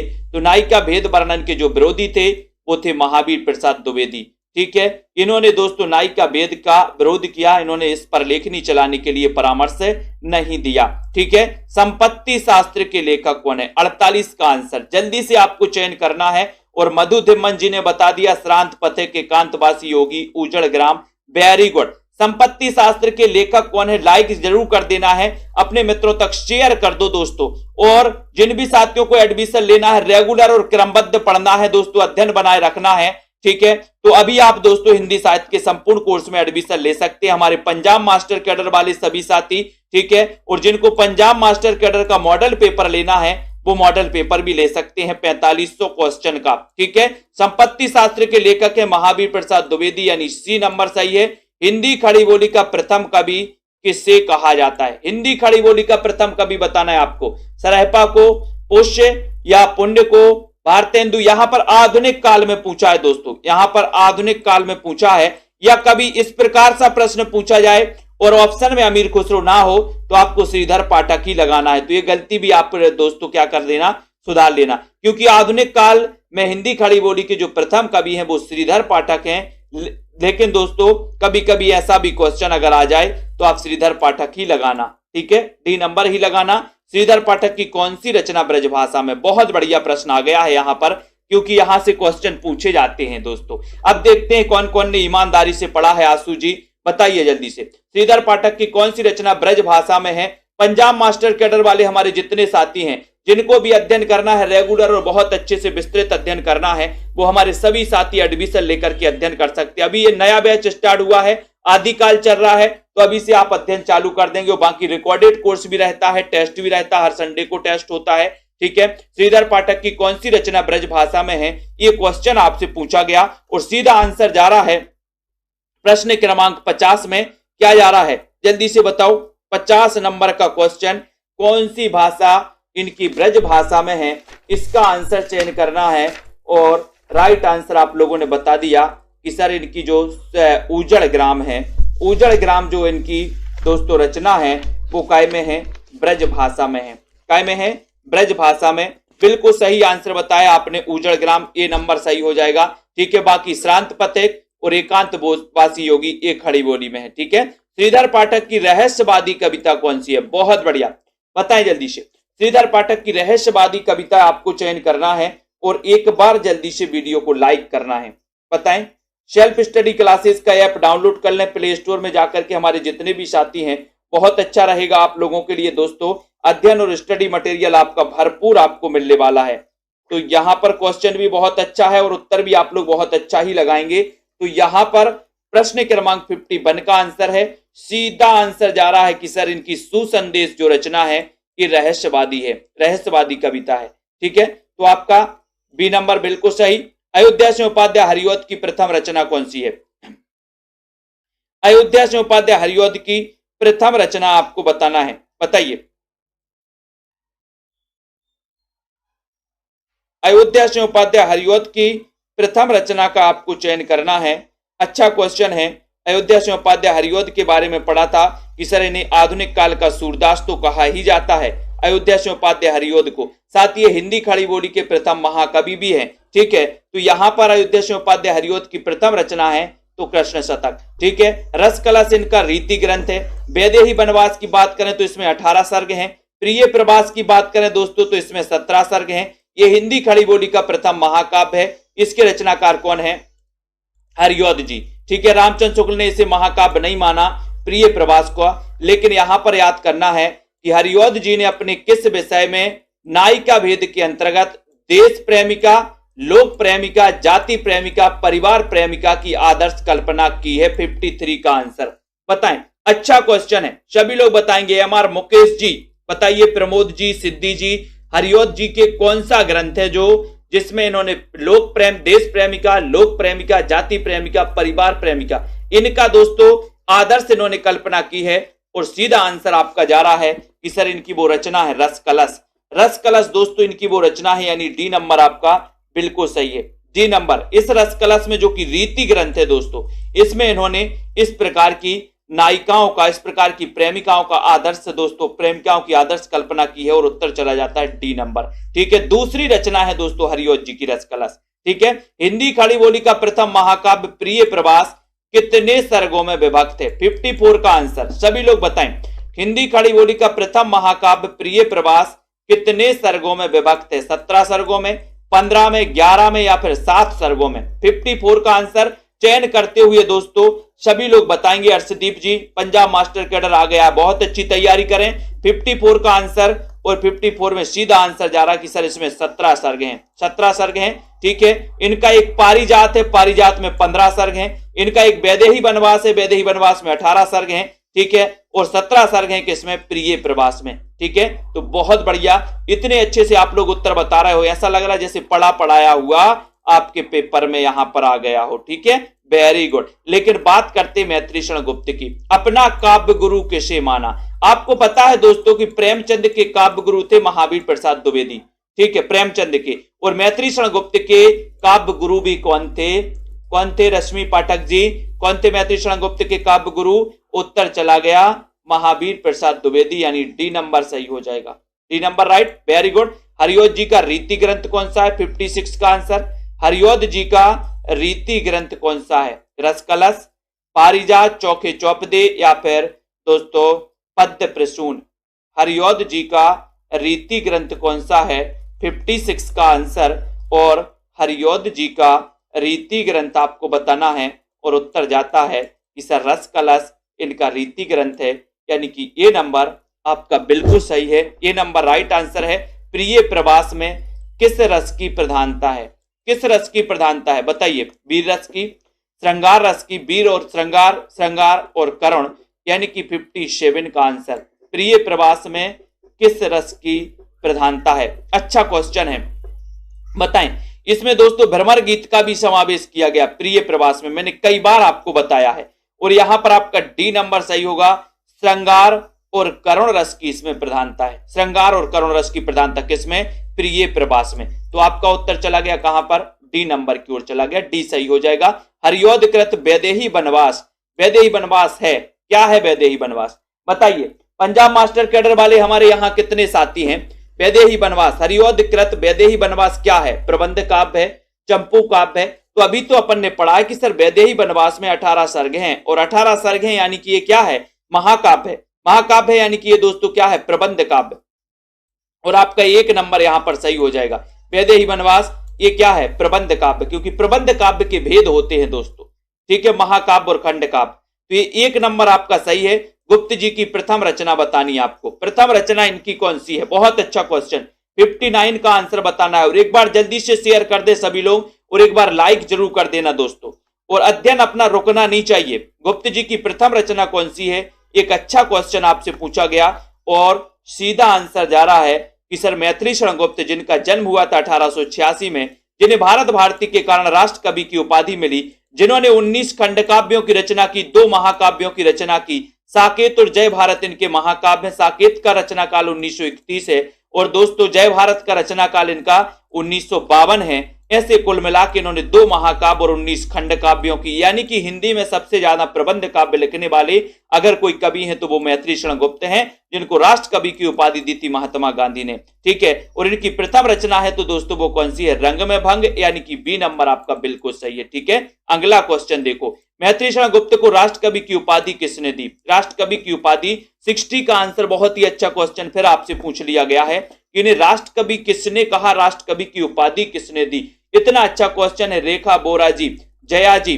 बताइए 60 नंबर में। और 60 में सीधा आंसर जा रहा है कि सर ये जो उपाधि दी थी इन्हें, ये महात्मा गांधी जी ने दी थी। क्यों दी थी? बोले सर महात्मा, इनकी एक रचना थी भारत भारती 1912 की, 1912 की, और ये इतनी प्रसिद्ध हुई, इतनी प्रसिद्ध हुई, जिसने राष्ट्रीय भावना की दोस्तों क्या जागृति ला दी। और जागृति ला दी तो इस रचना के कारण, इस रचना की प्रसिद्धि के कारण महात्मा गांधी ने इन्हें राष्ट्रीय कवि की दोस्तों उपाधि दे डाली। और आज अपन राष्ट्र कवि मैथिली शरण गुप्त के बारे में पढ़ते हैं, जिनका जन्म हुआ था 1886 में चिरगांव जिला झांसी में, ठीक है। याद करना, द्विवेदी युग के किस कवि को राज्यसभा का सदस्य नियुक्त किया गया? बहुत अच्छा क्वेश्चन है। 61। द्विवेदी युग में अपन दोस्तों बड़े बड़े कवियों को पढ़ते हैं। महावीर प्रसाद द्विवेदी, मैथिली शरण गुप्त, है ना। अपन पढ़ते हैं राम नरेश त्रिपाठी, अयोध्या सिंह उपाध्याय, बड़े बड़े कवियों को पढ़ते हैं। और यहां पर द्विवेदी युग के किस कवि को राज्यसभा का सदस्य नियुक्त किया गया? आधुनिक युग का तुलसी कहा जाता है दोस्तों मैथिली शरण गुप्त को। आधुनिक युग का सूरदास कहा जाता है हरिऔध को, ठीक है, इनको याद रख लेना। आधुनिक युग की मीरा कहा जाता है दोस्तों अपनी महादेवी वर्मा को। आधुनिक युग का कबीर कहा जाता है नागार्जुन को। इन चीजों को भी आपको पढ़ना है। और द्विवेदी युग के किस कवि को राज्यसभा का सदस्य नियुक्त किया गया? तो वो कौन थे? मैथिली शरण गुप्त, यानी कि डी नंबर। डी नंबर आपका सही है, वेरी गुड। अगला देख लो, मैथिली शरण गुप्त की लोकप्रियता का मूल आधार ग्रंथ कौन सा है? मैथिली शरण गुप्त के बारे में बताना है। और एक बार जल्दी से लाइक जरूर कर दो अगर मजा आ रहा हो क्लास में, और दोस्तों आपको लग रहा हो कि हाँ बहुत अच्छे से हमारा अध्ययन हो रहा है, तो आप सेल्फ स्टडी क्लासेस का ऐप डाउनलोड करके उसमें एडमिशन ले सकते हैं दोस्तों। और यहां पर आपको बताना है कि 62 का आंसर बताइए जल्दी से। 62 का आंसर बताओ। भारत भारती, साकेत, पंचवटी या फिर यशोधरा। और यहां पर आपका सही आंसर है कि गुप्त की लोकप्रियता का मूल आधार का जो ग्रंथ था वो था भारत भारती। भारत भारती, यानी कि 62 का आंसर है आपका ए नंबर, ठीक है। और यहां पर आपसे पूछा गया, ए नंबर सही है। नेक्स्ट है भारत भारती का प्रकाशन वर्ष क्या है? तो मैं तो कई बार आपको बता चुका हूं कि सर भारत भारती को बार बार नमन, मां भारती को बार बार नमन। बार बार से क्या बनेगा? 12 बार, 12 बार या बार बार मां भारती को या भारत भारती को बार बार नमन, तो बार बार से बनेगा 12 बार और 1912 इसका रचना काल है, यानी बी नंबर आपका सही हो जाता है। ठीक है, मैथिली शरण गुप्त की वह रचना जिसने देश में राष्ट्र प्रेम की धूम मचा दी, ऐसा भी क्वेश्चन आता है 64 का आंसर। तो जल्दी से आपको चयन करना है, मैथिली शरण गुप्त की वह रचना कौन सी है जिसने देश में राष्ट्र प्रेम की धूम मचा दी है, और वो रचना है दोस्तों कौन सी इनकी। आपको पता है कि इनकी रचना साकेत भी है, यशोधरा भी है, भारत भारती भी है, जय भारत भी है। तो आपका उत्तर है कि सर इनकी वो रचना है भारत भारती, जिसने राष्ट्र प्रेम की धूम मचा दी, और सी नंबर आपका सही है। ठीक है, वेरी गुड। साकेत इनका महाकाव्य है और जय भारत इनका महाकाव्य। यशोधरा इनका खंड काव्य दोस्तों, लेकिन इसे खंड काव्यात्मक महाकाव्य कहा जाता है यशोधरा को। बहुत ही श्रेष्ठ दोस्तों ये रचना यशोधरा।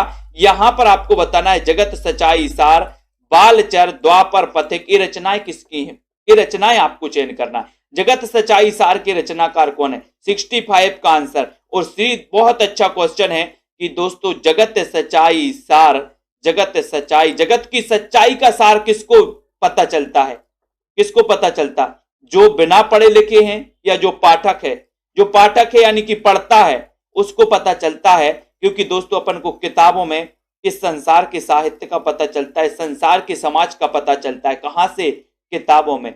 इतिहास का पता चलता है किताबों में। ठीक है, तो जगत सच्चाई सार किसको पता चलेगा, जो पढ़ता है उसको कि नहीं, बोले सर जो पाठक है, जो पाठक है उसको जगत सच्चाई, जगत की सच्चाई का सार पता चलेगा, सार पता चलेगा। तो आपका यहां पर उत्तर हो जाएगा 3। ठीक है, बालचर ये किसकी रचना है, बालचर किसकी रचना है, तो बालचर बोले सर ये हरिऔध की रचना है, हरिऔध की बालचर। आपको पता होगा ये आपका बी नंबर बिल्कुल सही है।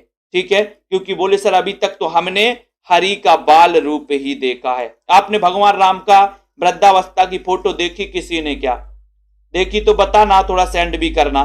ठीक है, तो यहां पर बालचर ये हरिऔध की रचना है।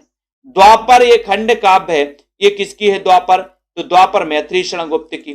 पथिक बात करें तो पथिक रामनरेश त्रिपाठी की। तो ये सारी रचनाएं आपसे बन गई हैं। ठीक है, अब दोस्तों आगे बढ़ते हैं अगले क्वेश्चन की ओर। यहां पर आते हैं प्रकाशन काल की दृष्टि से सही अनुक्रम आपको बताना है। तो सही अनुक्रम बताइए कौन सा सबसे पहले प्रकाशन हुआ था, 66 में आंसर बताना है।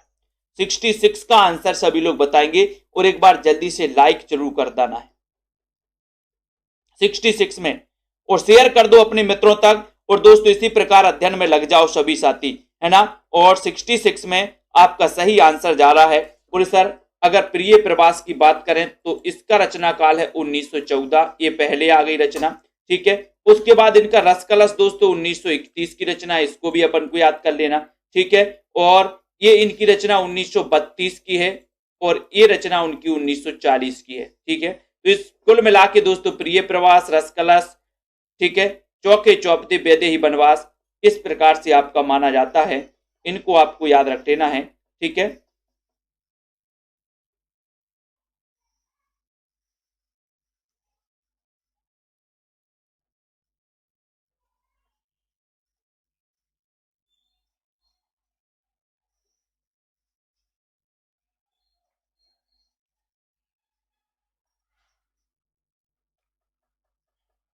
ठीक है, बहुत बढ़िया। यहां पर आ जाओ, प्रकाशन काल की दृष्टि से सही अनुक्रम कौन सा है, 67 का आंसर बताना है। सही अनुक्रम बताइए।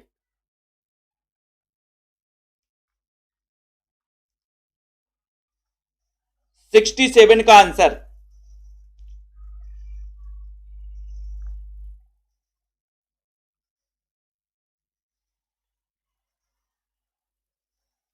67 विकल्प थोड़ा गड़बड़ है, उसमें विकल्प गड़बड़ है।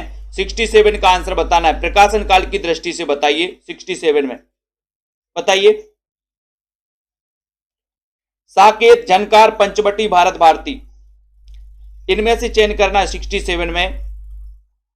और 67 में तो सीधा आंसर है कि सर बी लगा दो, यानी बी नंबर आपका बिल्कुल सही है। बी आपका राइट आंसर हो जाएगा। Very good. अगला देखो, प्रकाशन काल की दृष्टि से फिर आपको बताना है।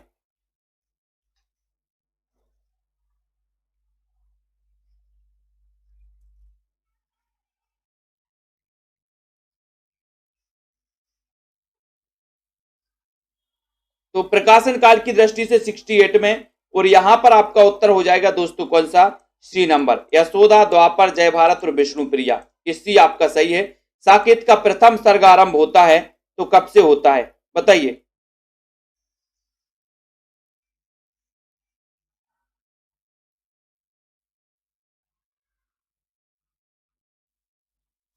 साकेत का प्रथम सर्ग आरंभ होता है तो कहां से होता है साकेत का प्रथम आरंभ, ये भी क्वेश्चन आपका पूछा गया है, तो जल्दी से बताना है आपको।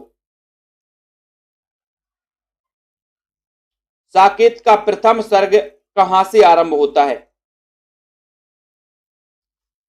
प्रश्न क्रमांक 69 में, और 69 का उत्तर आपका जा रहा है कि सर जो साकेत है ये 1931 का महाकाव्य है, ठीक है, मैथिली शरण गुप्त का, और इसका जो होता है दोस्तों वो कहां से होता है, तो आपका उत्तर है कि सर सरस्वती वंदना से, साकेत सरस्वती वंदना से, ठीक है, बहुत बढ़िया। रामचरितमानस के बाद हिंदी में राम काव्य का दूसरा स्तंभ साकेत है, यहां साकेत का अर्थ क्या है, साकेत का अर्थ बताना है, क्या है 70 का आंसर, साकेत का अर्थ क्या है बताइए। 70 नंबर का बहुत अच्छा क्वेश्चन है कि रामचरितमानस के बाद हिंदी में राम काव्य का दूसरा स्तंभ साकेत है, और साकेत का अर्थ क्या है, तो बहुत अच्छा क्वेश्चन है 70 नंबर में, और सीधा आंसर जा रहा कि सर साकेत का अर्थ है अयोध्या। साकेत का अर्थ क्या है, अयोध्या, साकेत नगरी, अयोध्या नगरी, अयोध्या, ठीक है। साकेत प्रबंध काव्य में कितने सर्ग हैं, 61, 71, जल्दी बताएं। साकेत प्रबंध काव्य में कितने सर्ग हैं ये आपको बताना है।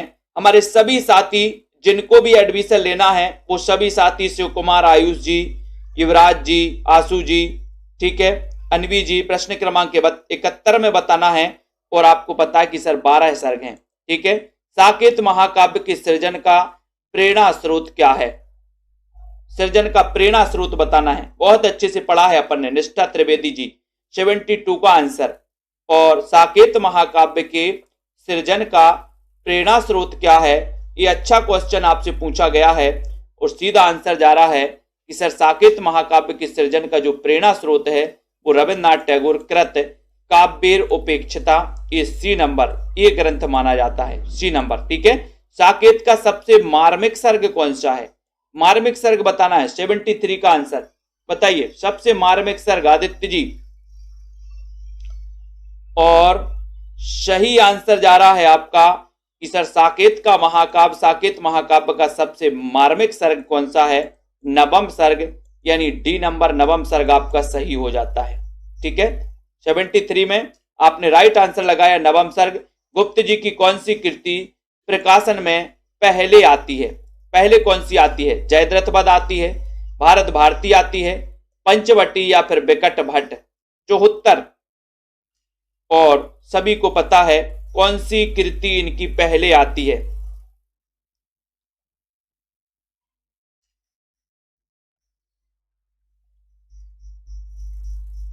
कौन सी कृति आती है इनकी पहले,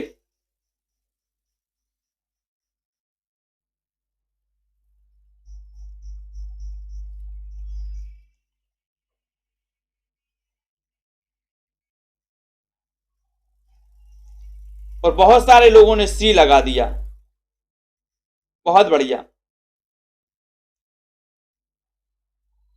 लेकिन आपको पता होगा कि दोस्तों ये जो जयद्रथ वध है ये 1910 है, ये 1912 है, तो आपका सी नहीं है सही, आपका ए सही है, जयद्रथ वध। जयद्रथ वध ये रचना जो है दोस्तों प्रकाशन क्रम में पहले आती है, जयद्रथ वध, और आपने लगा दिया सी, ठीक है, तो ये नंबर आपका सही हो जाएगा यहां पर।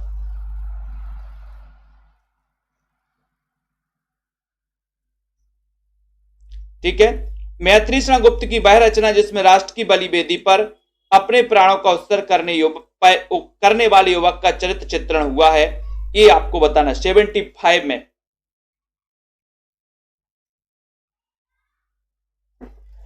वह रचना जिसमें राष्ट्र की बलिवेदी पर अपने प्राणों का उत्सर्ग करने वाले युवक का चरित्र चित्रण हुआ है, वह रचना कौन सी है? 75 में लाइक करना है एक बार और शेयर करना है। और सीधा आंसर जा रहा है कि सर मैथिली शरण गुप्त की वह रचना जिसमें राष्ट्र की बलि वेदी पर अपने प्राणों का उत्सर्ग करने वाले युवक का चित्रण हुआ है, तो वह रचना है जयद्रथ वध। कौन सी है?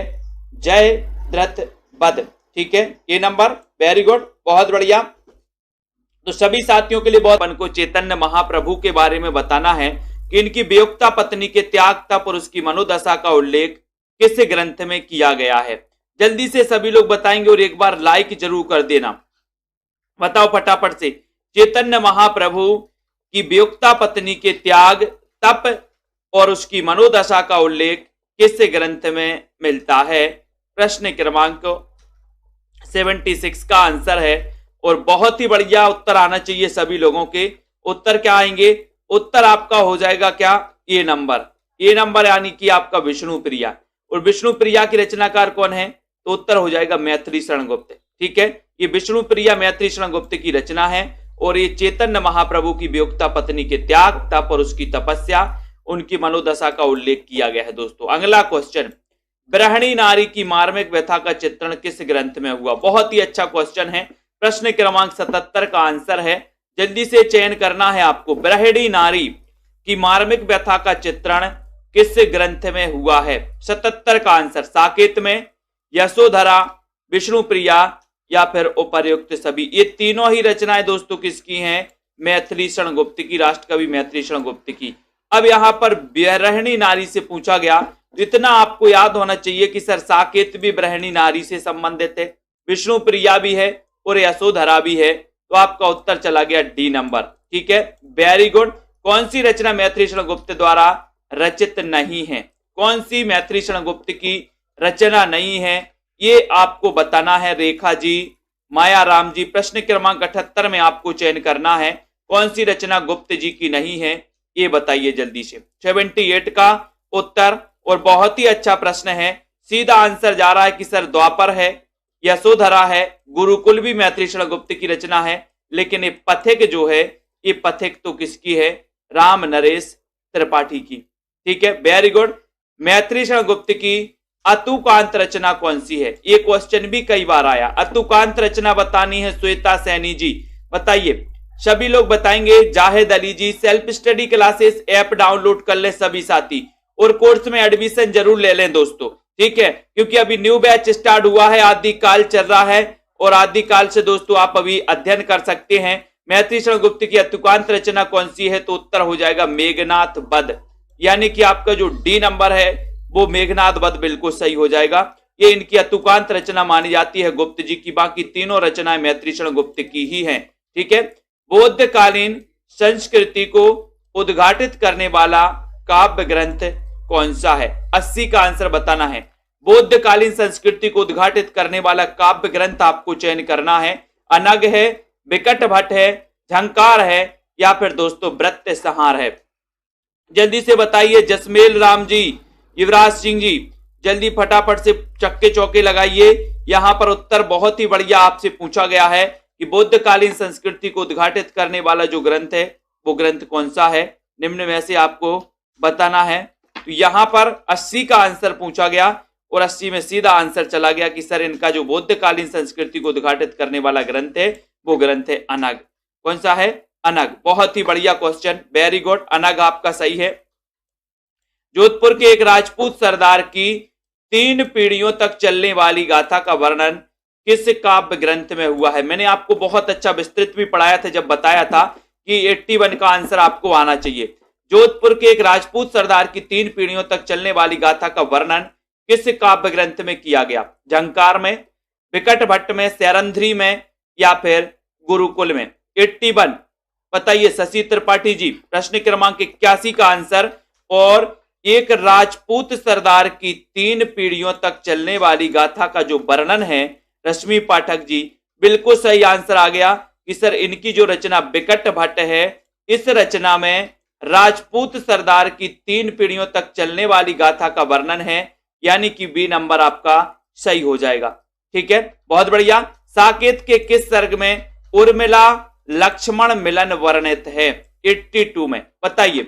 और एक बार जल्दी से लाइक कर दीजिए साथियों, आप लोग लाइक नहीं करते हो, जल्दी जल्दी फटाफट से सभी लोग लाइक करेंगे और अध्ययन में लग जाएंगे। और दोस्तों शेयर कर देना अपने मित्रों तक। यहां पर आपका सही उत्तर हो जाता है कि साकेत के किस सर्ग में उर्मिला और दोस्तों लक्ष्मण का मिलन वर्णित है। 82 का आंसर।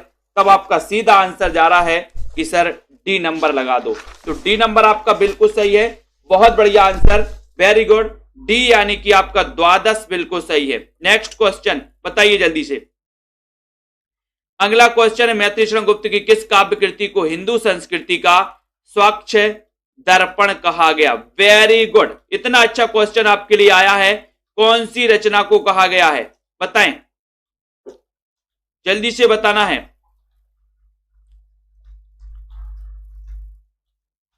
कौन सी रचना को कहा गया स्वच्छ दर्पण।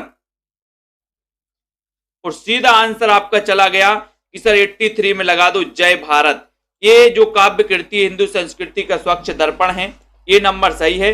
माइकल मधुसूदन दत्त की कृतियों का अनुवाद मैथिली शरण गुप्त ने किस उपनाम से किया। बहुत अच्छा क्वेश्चन। प्रश्न क्रमांक आपका 84 है। 84 में एक बार लाइक करना है और जल्दी से फटाक से आपको उत्तर बताना है कि माइकल मधुसूदन दत्त की कृतियों का अनुवाद मैथिली शरण गुप्त ने किस उपनाम से किया है।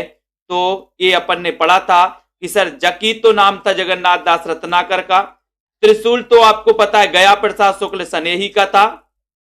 कलाधर जयशंकर का था। तो आपका उत्तर यहां पर अगर आपको पता भी नहीं है तो भी आपका उत्तर मधुप निकाल के आ जाता है, बी नंबर निकल के आ जाता है। ठीक है, ये तरीका होता है दोस्तों प्रश्न को हल करने का। त्रिशूल उपनाम किसका है। प्रश्न क्रमांक 85 त्रिशूल किसका उपनाम है। और अपन ने कल पढ़ा था, मैंने आपको ट्रिक बताई थी, त्रिशूल गया तो गया से क्या बनेगा। त्रिशूल गया यानी कि गया प्रसाद शुक्ल स्नेही, गया प्रसाद शुक्ल स्नेही, त्रिशूल गया हो गया। सी नंबर आपका सही हो जाएगा। वेरी गुड, बहुत बढ़िया। जकी उपनाम से उर्दू में काव्य रचना करने वाले कवि कौन है। 86 का आंसर जकी उपनाम से काव्य रचना करने वाले कवि का नाम आपको बताना है। कॉमेडी गुरुजी, विश्वास जी, कुलदीप सिंह जी। 86 और जकी उपनाम से लिखते थे कौन, जगन्नाथ दास रत्नाकर। डी नंबर आपका करेक्ट आंसर हो जाएगा। भक्ति काल और रीति काल का समन्वयक कवि किसे कहा जाता है।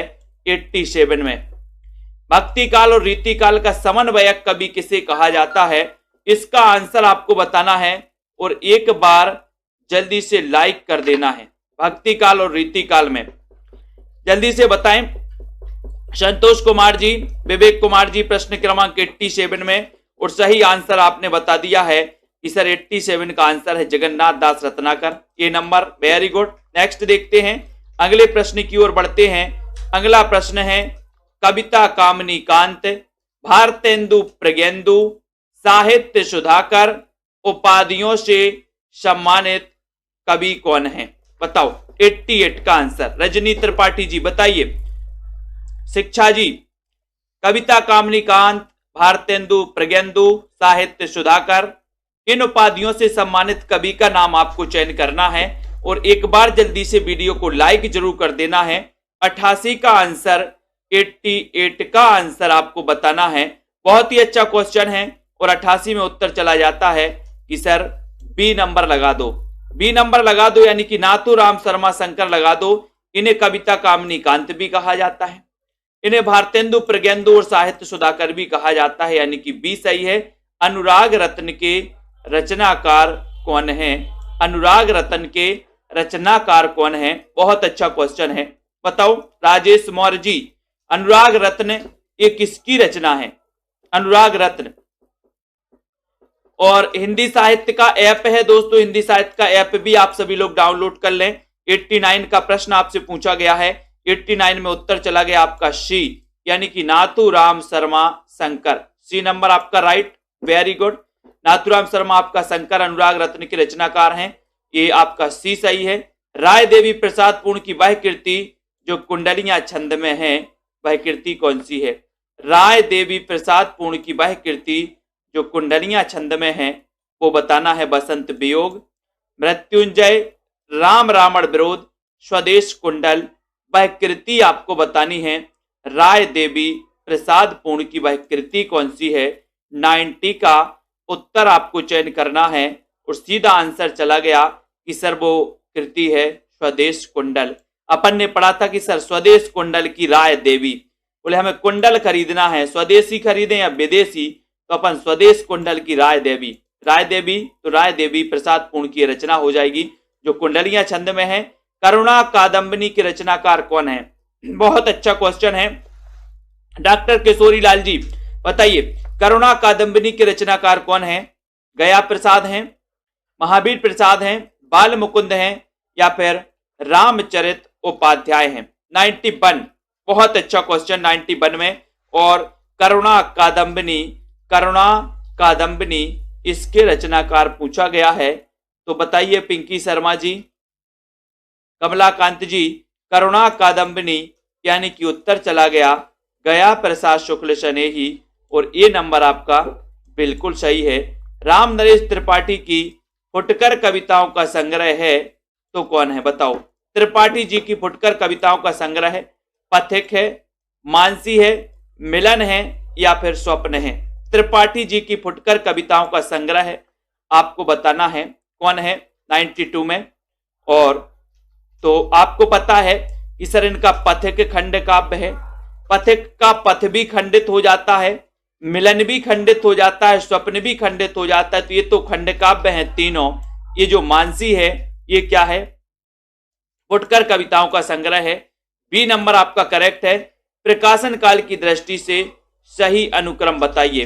93 में प्रकाशन काल की दृष्टि से सही अनुक्रम बताना है। मानसी स्वप्न मिलन पथिक, पथिक मिलन स्वप्न मानसी, मिलन पथिक मानसी स्वप्न या स्वप्न मानसी पथिक मिलन। 93 में चयन करना है और 93 में सबसे पहले अपन ने देखा था कि मिलन के पथ पर मानसी का स्वप्न देखा। मैंने आपको एक क्रमबद्ध रचना याद करवाई थी, ट्रिक बनाई थी अपन ने, मिलन के पथ पर मानसी का स्वप्न देखा, तो मिलन के पथ पर मानसी का स्वप्न देखा, तो मिलन पथिक और मानसी ये सी नंबर आपका सही हो जाएगा। मिलन के पथ पर मानसी का स्वप्न देखा, एक क्रमबद्ध याद रख लेना। त्रिपाठी जी की रचनाएं हैं। त्रिपाठी जी के कृत खंड काव्यों की संख्या कितनी है। राम नरेश त्रिपाठी जिनका जन्म हुआ था 1889 में, द्विवेदी युग के श्रेष्ठ कवि माने जाते हैं दोस्तों, ठीक है। अब इनके खंड काव्यों की संख्या आपको चयन करनी है, बताएं चयन करना है, उत्तर क्या हो जाएगा बताओ। जसमेल जी, उदय यादव जी, मनु जी बताएं। प्रश्न क्रमांक 94 में अच्छा क्वेश्चन है और बोले सर इनके 3 खंड काव्य हैं, ठीक है। मानसी को छोड़कर इनका स्वप्न पथिक और मिलन ये तीनों खंड काव्य हैं। रामचरित चिंतामणि ये किसकी रचना है। रामचरित चिंतामणि के रचनाकार कौन है, आपको चयन करना है। सेल्फ स्टडी क्लासेस से हमारे सभी साथी जुड़ जाएं और दोस्तों रामचरित चिंतामणि के रचनाकार आपको चयन करना है। नाथुराम शर्मा शंकर, गया प्रसाद शुक्ल शनेही, अयोध्या सिंह उपाध्याय हरिऔध या फिर रामचरित उपाध्याय। रामचरित चिंतामणि के रचनाकार आपको चयन करना है। बहुत ही अच्छा क्वेश्चन है। 95 का उत्तर आपको बताना है और सीधा आंसर जा रहा है कि सर रामचरित उपाध्याय यानी डी नंबर आपका सही है, ठीक है। डी नंबर सही है। सरगौ नरक ठिकाना नाही, सरगौ नरक ठिकाना नाही ये पंक्ति बताओ, ये पंक्ति किसकी है।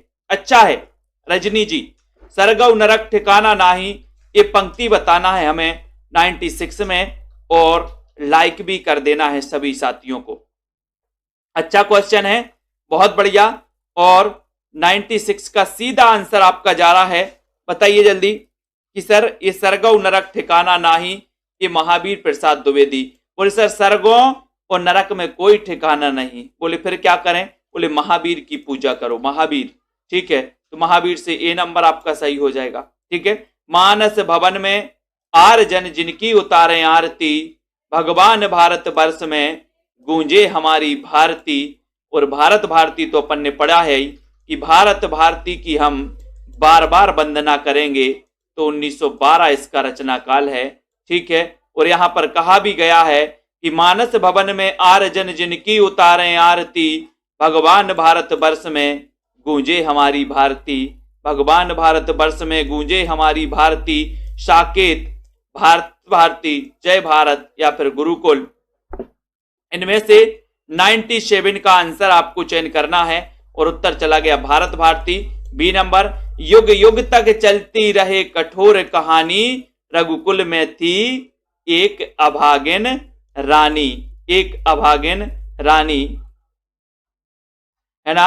एक आपने बहुत अच्छा गाना सुना होगा रामायण का कि मैया तेने काठानी मन में, राम सिया भेज दयरी बन में।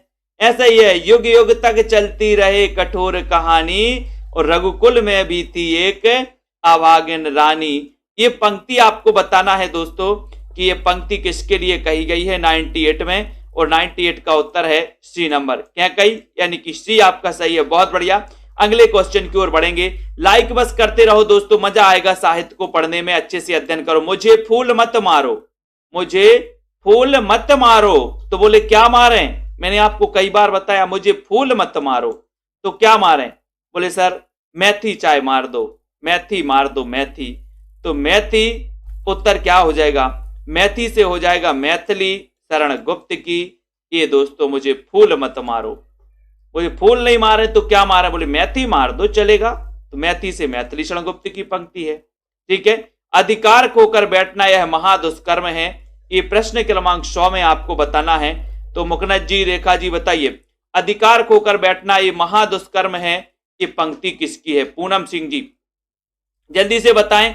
और जिन भी साथियों को कोर्स में एडमिशन लेना है, Punjab master cadre, Punjab master cadre वाले हमारे जितने भी साथी हैं, ठीक है, उनके लिए बड़ा ऑफर आ गया है। पंजाब मास्टर कैडर वालों के लिए बड़ा ऑफर आ गया है दोस्तों, ठीक है, और इस बड़ा ऑफर का आप लोग लाभ ले सकते हैं। अब दोस्तों आप मात्र 1500 रुपए में हिंदी साहित्य का संपूर्ण कोर्स 10 दिन के लिए ऑफर है, मात्र 10 दिन के लिए। तो 1500 में आप हिंदी साहित्य का संपूर्ण कोर्स में एडमिशन ले सकते हैं, मास्टर कैडर वाले हमारे साथी। ठीक है, प्रश्न क्रमांक 100 का आंसर और 100 में उत्तर चला गया मैथिली शरण गुप्त। अधिकार खोकर बैठना, ये नंबर सही है।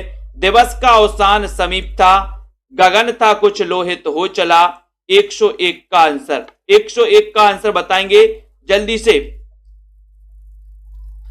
प्रश्न क्रमांक 101 में चयन करना है, उत्तर क्या हो जाएगा बताइए। प्रश्न क्रमांक 101 और 101 का उत्तर हो जाएगा कि दिवस का अवसान समीप था, गगन था कुछ लोहित हो चला। ये आपका उत्तर हो जाएगा प्रिय प्रवास। कहां पर? बोले दिवस का अवसान समीप था। कहां पर समीप था? बोले सर प्रिय के प्रवास पर, प्रिय के प्रवास पर गए थे एक दिन, तो दिवस का अवसान समीप था। ये प्रिय प्रवास खड़ी बोली का महाकाव्य है, प्रथम महाकाव्य है, इसको याद कर लेना हरिऔध जी का, और ये पंक्ति यहीं से ली गई है। ठीक है, ज्ञान राशि के संचित कोश का नाम साहित्य है, ये कथन बताना है। ये बताइए ये पंक्ति किसकी है, ये कथन किसका है, जल्दी से बताइए। प्रश्न क्रमांक 102 का आंसर, ज्ञान राशि के संचित कोश का नाम साहित्य है। 102 में आपको चयन करना है, और 102 में कि सर ये जो ज्ञान राशि के संचित कोश का नाम साहित्य है, ये महावीर प्रसाद द्विवेदी। ठीक है, सी number Dwivedi ji, very good, है ना। बड़ी धूम से टेसू आए, लड़के लाड़ी साथ लगाए, साथ लगाए अनिल जी, होगा दिल्ली में दरबार, सुनकर चौंक पड़ा संसार। 103 पंक्ति बताना है, पंक्ति बताइए सुनीता चौधरी जी। प्रश्न क्रमांक 103 में, और सीधा सीधा आंसर जा रहा है कि सर बड़ी धूम से टेसू आए, लड़के लाड़ी साथ लगाए। साथ लगाए, कहां लगाए साथ? बोले सर बाल में, टेसू के फूल आते हैं, टेसू के बाल में लगाते, बाल। लड़के लाड़ी साथ लगाए, कहां लगाए? बाल में लगाए। बाल से क्या बनेगा? बाल मुकुंद गुप्त की पंक्ति है, डी नंबर सही हो जाएगा। बड़ी धूम से टेसू आए, लड़के लाड़ी साथ लगाए। लगाए तो बोले मस्तिष्क में नहीं लगाएंगे, बाल में लगाएंगे, बाल में, तो बाल से बाल मुकुंद गुप्त। सारे देव वृंद से खिंचकर देवराज के नयन हजार, काम देव पर बड़े चाव से आकर पड़े एक ही बार। 104 में बताइए, 104 का उत्तर आपको चयन करना है, और यहां पर सारे देव वृंद से खिंचकर देवराज के नयन हजार, काम देव पर बड़े चाव से आकर पड़े एक ही बार, एक ही बार। तो ये पंक्ति किसकी है? ये पंक्ति आपसे पूछी गई है, बताइए। वैशाली यादव जी, ये नंबर आपका सही हो गया। यहां पर ये नंबर यानी महावीर प्रसाद द्विवेदी। रश्मि पाठक जी, महावीर प्रसाद गुप्त नहीं, द्विवेदी। द्विवेदी ए नंबर सही हो जाएगा। ठीक है, उसके बाद यहां पर आते हैं, अगला देखते हैं। लिखो ना करो लेखनी बंद, श्रीधर सम सब कवि स्वछंद। तो 105 में अब सीधा सीधा यहां पर बोला ही गया है कि श्रीधर सम सब कवि स्वछंद, यानी कि ये पंक्ति भी दोस्तों किसकी है? श्रीधर पाठक की। श्रीधर पाठक। ठीक है, लिखो ना करो लेखनी बंद, श्रीधर सम सब कवि स्वछंद। कवि स्वछंद श्रीधर पाठक।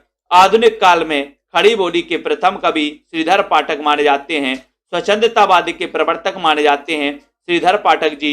मेरे चपल यौवन बाल, अचल अंचल में पड़ा सो मचल कर मत साल। ये आपको कहां से ली गई है पंक्ति बताना है। त्रिधारा से, साकेत, यशोधरा माता से। 106 का आंसर। और 106 में उत्तर चला गया कि मेरे चपल यौवन बाल, अचल अंचल में पड़ा सो मचल कर मत साल। ये साकेत। साकेत यानी सी नंबर आपका सही है 106 में। जगत है सच्चा तनिक ना कच्चा, समझो बच्चा इसका भेद। जगत है सच्चा तनिक ना कच्चा, समझो बच्चा इसका भेद।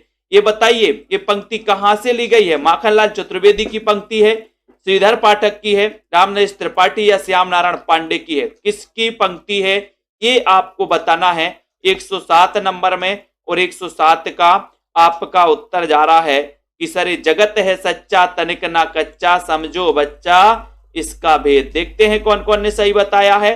सही बता दिया आपने राम नरेश त्रिपाठी।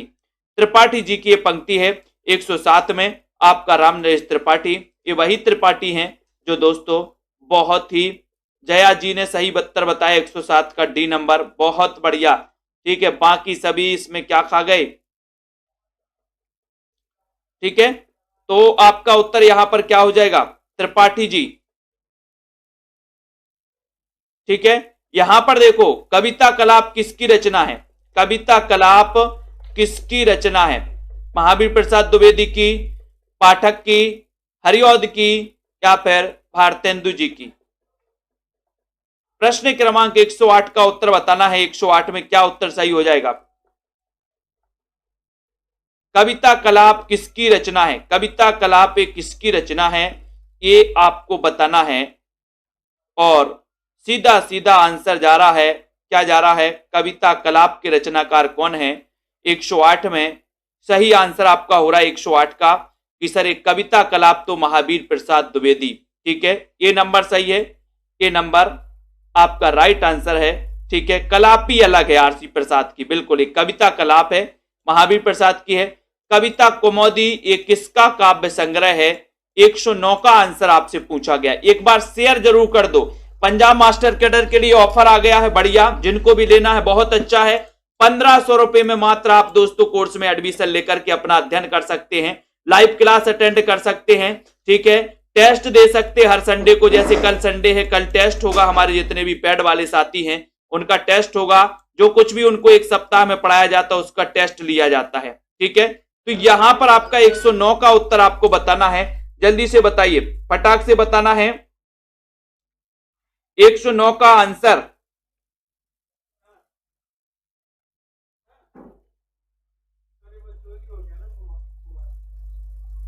और यहां पर 109 का आंसर आपको चयन करने के लिए बोला गया और उत्तर है कि सर कविता कौमुदी यानी कि राम नरेश त्रिपाठी। ठीक है, राम नरेश त्रिपाठी आपका बिल्कुल सही है। यहां पर दोस्तों इसको सही कर लो, ये श्रीधर पाठक की ही पंक्ति है, बी नंबर लगा लो इसमें, ये त्रिपाठी जी की नहीं है। ठीक है, जगत है सच्चा तनिक ना कच्चा, समझो बच्चा इसका भेद, ये श्रीधर पाठक की ही पंक्ति है। इसको आप सुधार लो, बी नंबर इसको सही कर लो। ठीक है, आप लोगों ने बिल्कुल सही बताया था। ठीक है, कविता कलाप महावीर प्रसाद द्विवेदी की रचना है, इसको आपको समझना है। कविता कलाप आपको समझना है दोस्तों। ठीक है, तो कविता कलाप के रचनाकार महावीर प्रसाद द्विवेदी, कविता कौमुदी त्रिपाठी जी की है। प्रश्न काल की दृष्टि से सही अनुक्रम को आपको समझना है, सही अनुक्रम बताना है आपको। तो बताइए प्रकाशन काल की दृष्टि से, प्रकाशन काल की दृष्टि से सही अनुक्रम बताना है, बताइए। बिल्कुल 110 में आंसर चयन करना है और 110 का आंसर यहां पर थोड़े से विकल्प आपके लिए कम पड़ गए, लेकिन हम और बाकी विकल्पों को भी लाएंगे। यहां पर ए सबसे पहले आपको पता है दोस्तों, हिम किरीटनी, हिम तरंगणी, ठीक है, माता युगचरण, इस प्रकार से ये रचनाएं आती हैं इनकी। तो यहां पर तो आपका हिम किरीटनी, हिम तरंगणी आ जाएगा कुरैशी जी, सी नंबर आपका सही हो जाएगा यहां पर, ठीक है, ये सी नंबर सही है। फिर प्रकाशन काल की दृष्टि से 111 का आंसर बताना है, जल्दी से बताओ पिंकी जी बताइए। 111 प्रकाशन काल की दृष्टि से सही अनुक्रम क्या है? सही अनुक्रम बताइए अंश जी। प्रश्न क्रमांक 111 और प्रकाशन काल की दृष्टि से सबसे पहले यहां पर दिख रहा है अपन को प्रिय प्रवास, ठीक है, प्रिय प्रवास दिख रहा है। फिर 110 का आपने सी सही बताया, 111 का बताना है और 111 में अपना उत्तर चला जाएगा डी, यानी प्रिय प्रवास, मिलन, उद्धव शतक और साकेत, ठीक है, ये आपका डी सही हो जाएगा, ठीक है। जिन्होंने डी बताया है बिल्कुल सही है वीरेंद्र जी।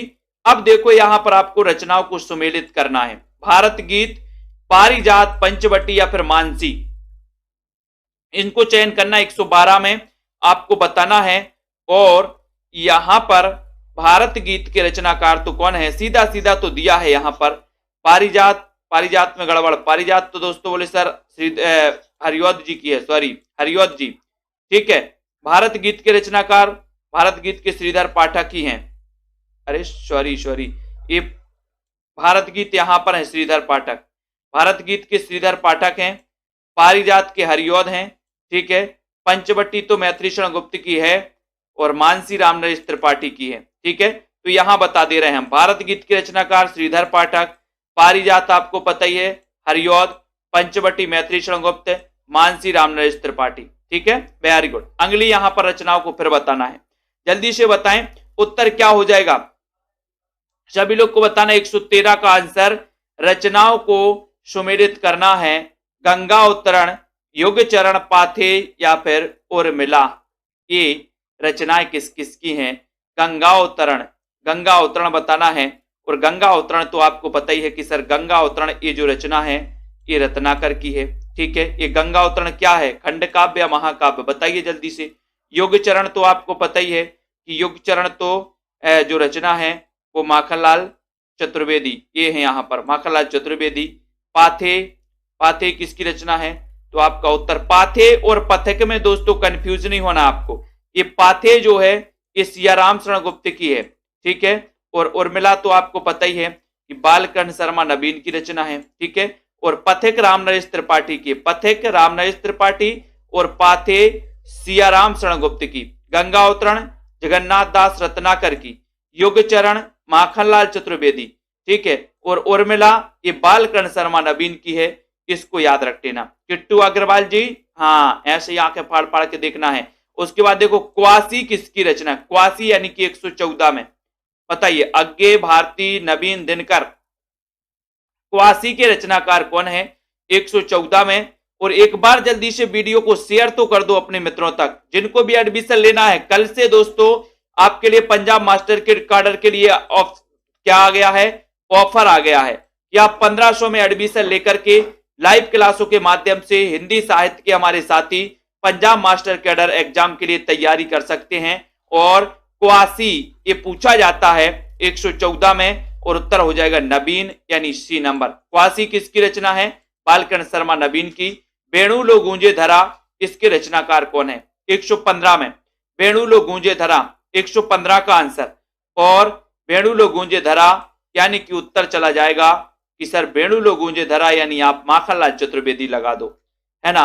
बेडू बोले वेणु लो गूंजे धरा, बोले क्यों? बोले माखन खा के वेणु लो गूंजे धरा, ठीक है। तो इसको याद करना है जी। विजय शंकर जी ठंड पड़ रही है अब, ठीक है। तो माखन खा के वेणु लो गूंजे धरा डी नंबर। कौन सा युग में सुमेलित नहीं है? युग में कौन सा सुमेलित नहीं है? 116 में हल्दी घाटी सुमित्रा कुमारी चौहान, भंब स्पाई जन्म के नवीन, स्वप्न रामनरेश त्रिपाठी, चौखे चौपदे हरिऔध। तो यहां पर 116 का आंसर पूछा गया और यही तो है कि सर हल्दी घाटी तो श्याम नारायण पांडे की रचना है, ये सुमित्रा कुमारी चौहान की नहीं है। और यही पूछा है कि कौन सा सुमेलित नहीं है, तो ये नंबर आपका सही हो जाएगा। बाकी हम बिस्पाई जन्म की है तो बालकरण शर्मा नवीन, स्वप्न त्रिपाठी जी की है, चौके चौबे हरिवंश जी की है। आपका उत्तर ये नंबर आपने जो लगाया वो बिल्कुल सही लगाया है। बहुत बढ़िया। अगले क्वेश्चन की ओर अपन बढ़ते हैं। अगले क्वेश्चन में यहाँ पर दोस्तों अब यहां से अपना छायावाद स्टार्ट हो चुका है। क्या स्टार्ट हो चुका है? छायावाद स्टार्ट हो चुका है। तो कल से अपन छायावाद को स्टार्ट करेंगे, ठीक है। सभी साथी अध्ययन करेंगे और सभी साथियों के लिए दोस्तों मैं आज से बता दे रहा हूं कि कल से अपन को छायावाद का विस्तृत अध्ययन करना है, ठीक है। ये छायावाद का अपन को दोस्तों विस्तृत अध्ययन यहां से अपन चालू करेंगे, पूरा का पूरा छायावाद पढ़ेंगे, फिर उसके प्रश्नोत्तर को कंप्लीट करेंगे। तो ये जो 9 वाली क्लास है इसको आपको छोड़ना नहीं है, इसका अध्ययन आपको करते रहना है, ठीक है। ये छायावाद के युग के कवि हैं, छायावाद को यहां से अपन स्टार्ट करेंगे, ठीक है, कि छायावाद शब्द का सबसे पहले प्रयोग किसने किया, यहां से, ठीक है। तो हमारे जितने भी साथी हैं, जिन भी साथियों ने वीडियो को लाइक नहीं किया वो वीडियो को लाइक कर दें। और आज अपना द्विवेदी योग कंप्लीट होता है। अपन ने द्विवेदी योग का विस्तृत अध्ययन किया दोस्तों, फिर उसके प्रश्नों को चालू किया। अब जिनको पीडीएफ नोट्स चाहिए है, जिनको पीडीएफ नोट्स के प्रिंट आउट निकलवाना है, वो ए वाला कोर्स है दोस्तों, ले सकते हैं संपूर्ण पीडीएफ नोट्स। और जिनको पंजाब मास्टर कैडर वाले ए वाला कोर्स लेंगे, हिंदी साहित्य का संपूर्ण course, tricky course master cadre के लिए दोस्तों, ठीक है, न्यू पैटर्न पर आधारित है, टीजीटी पीजीटी वाले भी साथी ले सकते हैं, ठीक है। पंजाब मास्टर कैडर के लिए मॉडल पेपर भी लॉन्च किए गए हैं, विजय शंकर जी मॉडल पेपर भी लॉन्च किए गए हैं। तो मॉडल पेपर लगा करके आप दोस्तों ज्यादा से ज्यादा प्रैक्टिस करेंगे तो आपकी बहुत अच्छी हो जाएगी। कॉमेडी जी है ना, और 10,000 प्रश्नों की टेस्ट सीरीज भी लॉन्च की गई है इसमें, और एक दोस्तों, ठीक है। और इस प्रकार से सभी साथी अध्ययन करें। सेल्फ स्टडी क्लासेस से आपको डाउनलोड कर लें, प्ले स्टोर में जाना है। बहुत विजय शंकर जी, किसी को कुछ पूछना है तो पूछ सकते हैं, है ना। विजय जी, रेखा जी, रश्मि जी, मीनाक्षी, अनिल कुमार, विश्वास मलिक जी, लवली जी, विद्यावती, अनीता जी, राहुल जी, संजय पाठक जी, कॉमेडी, श्वेता जी, विवेक, अनुराग, लवली जी, माया राम जी, राहुल राज जी। इस सेल्फ स्टडी क्लासेस को भूल ना जाना, है ना। तनु जी, श्वेता, जाहिद अली जी, पूनम जी, मोहित, पिंकी जी, विवेक जी, जसमेल, ठीक है, मोकनत जी, शशि जी, रामा शर्मा जी। एलटी के लिए हिंदी साहित्य पढ़ना है रामा जी, ले लो एडमिशन, ठीक है। योग्यता वहां की दोस्तों पैट की परीक्षा होती है, पैट क्वालिफाई चाहिए, पंजाब की पैट, ठीक है। जय माता दी, श्याम पंडित जी, पूनम, ठीक है, महरत दत्त जी, प्रदीप शर्मा, ममता जी कुमारी, कबीर जी, किट्टू अग्रवाल, रीता जी, कॉमेडी जी, प्रदीप शर्मा, राहुल जी, सुशील कुमार जी भी बहुत बढ़िया, आपका भी नाम ले लिया, सुशील जी, प्रीति जी, ठीक है, बिल्कुल बिल्कुल, नीलम, बिंदु लता जी, रमा जी, राजेश जी, कॉमेडी, सभी साथियों को धन्यवाद, किट्टू अग्रवाल जी, ठीक है, अनिल कुमार जी, बिल्कुल, ठीक है, और प्रदीप, लवली, शशि त्रिपाठी जी, नीतू जी, श्यामलता, तनु जी, सभी साथियों को धन्यवाद, राजेश, मंजू जी। अध्ययन करते रहें, आगे बढ़ते रहें, रीना यादव, कबीर जी, शशि जी, और अध्ययन करते रहें, ठीक है। बहुत बढ़िया, सभी साथियों के लिए धन्यवाद। जय हिंद।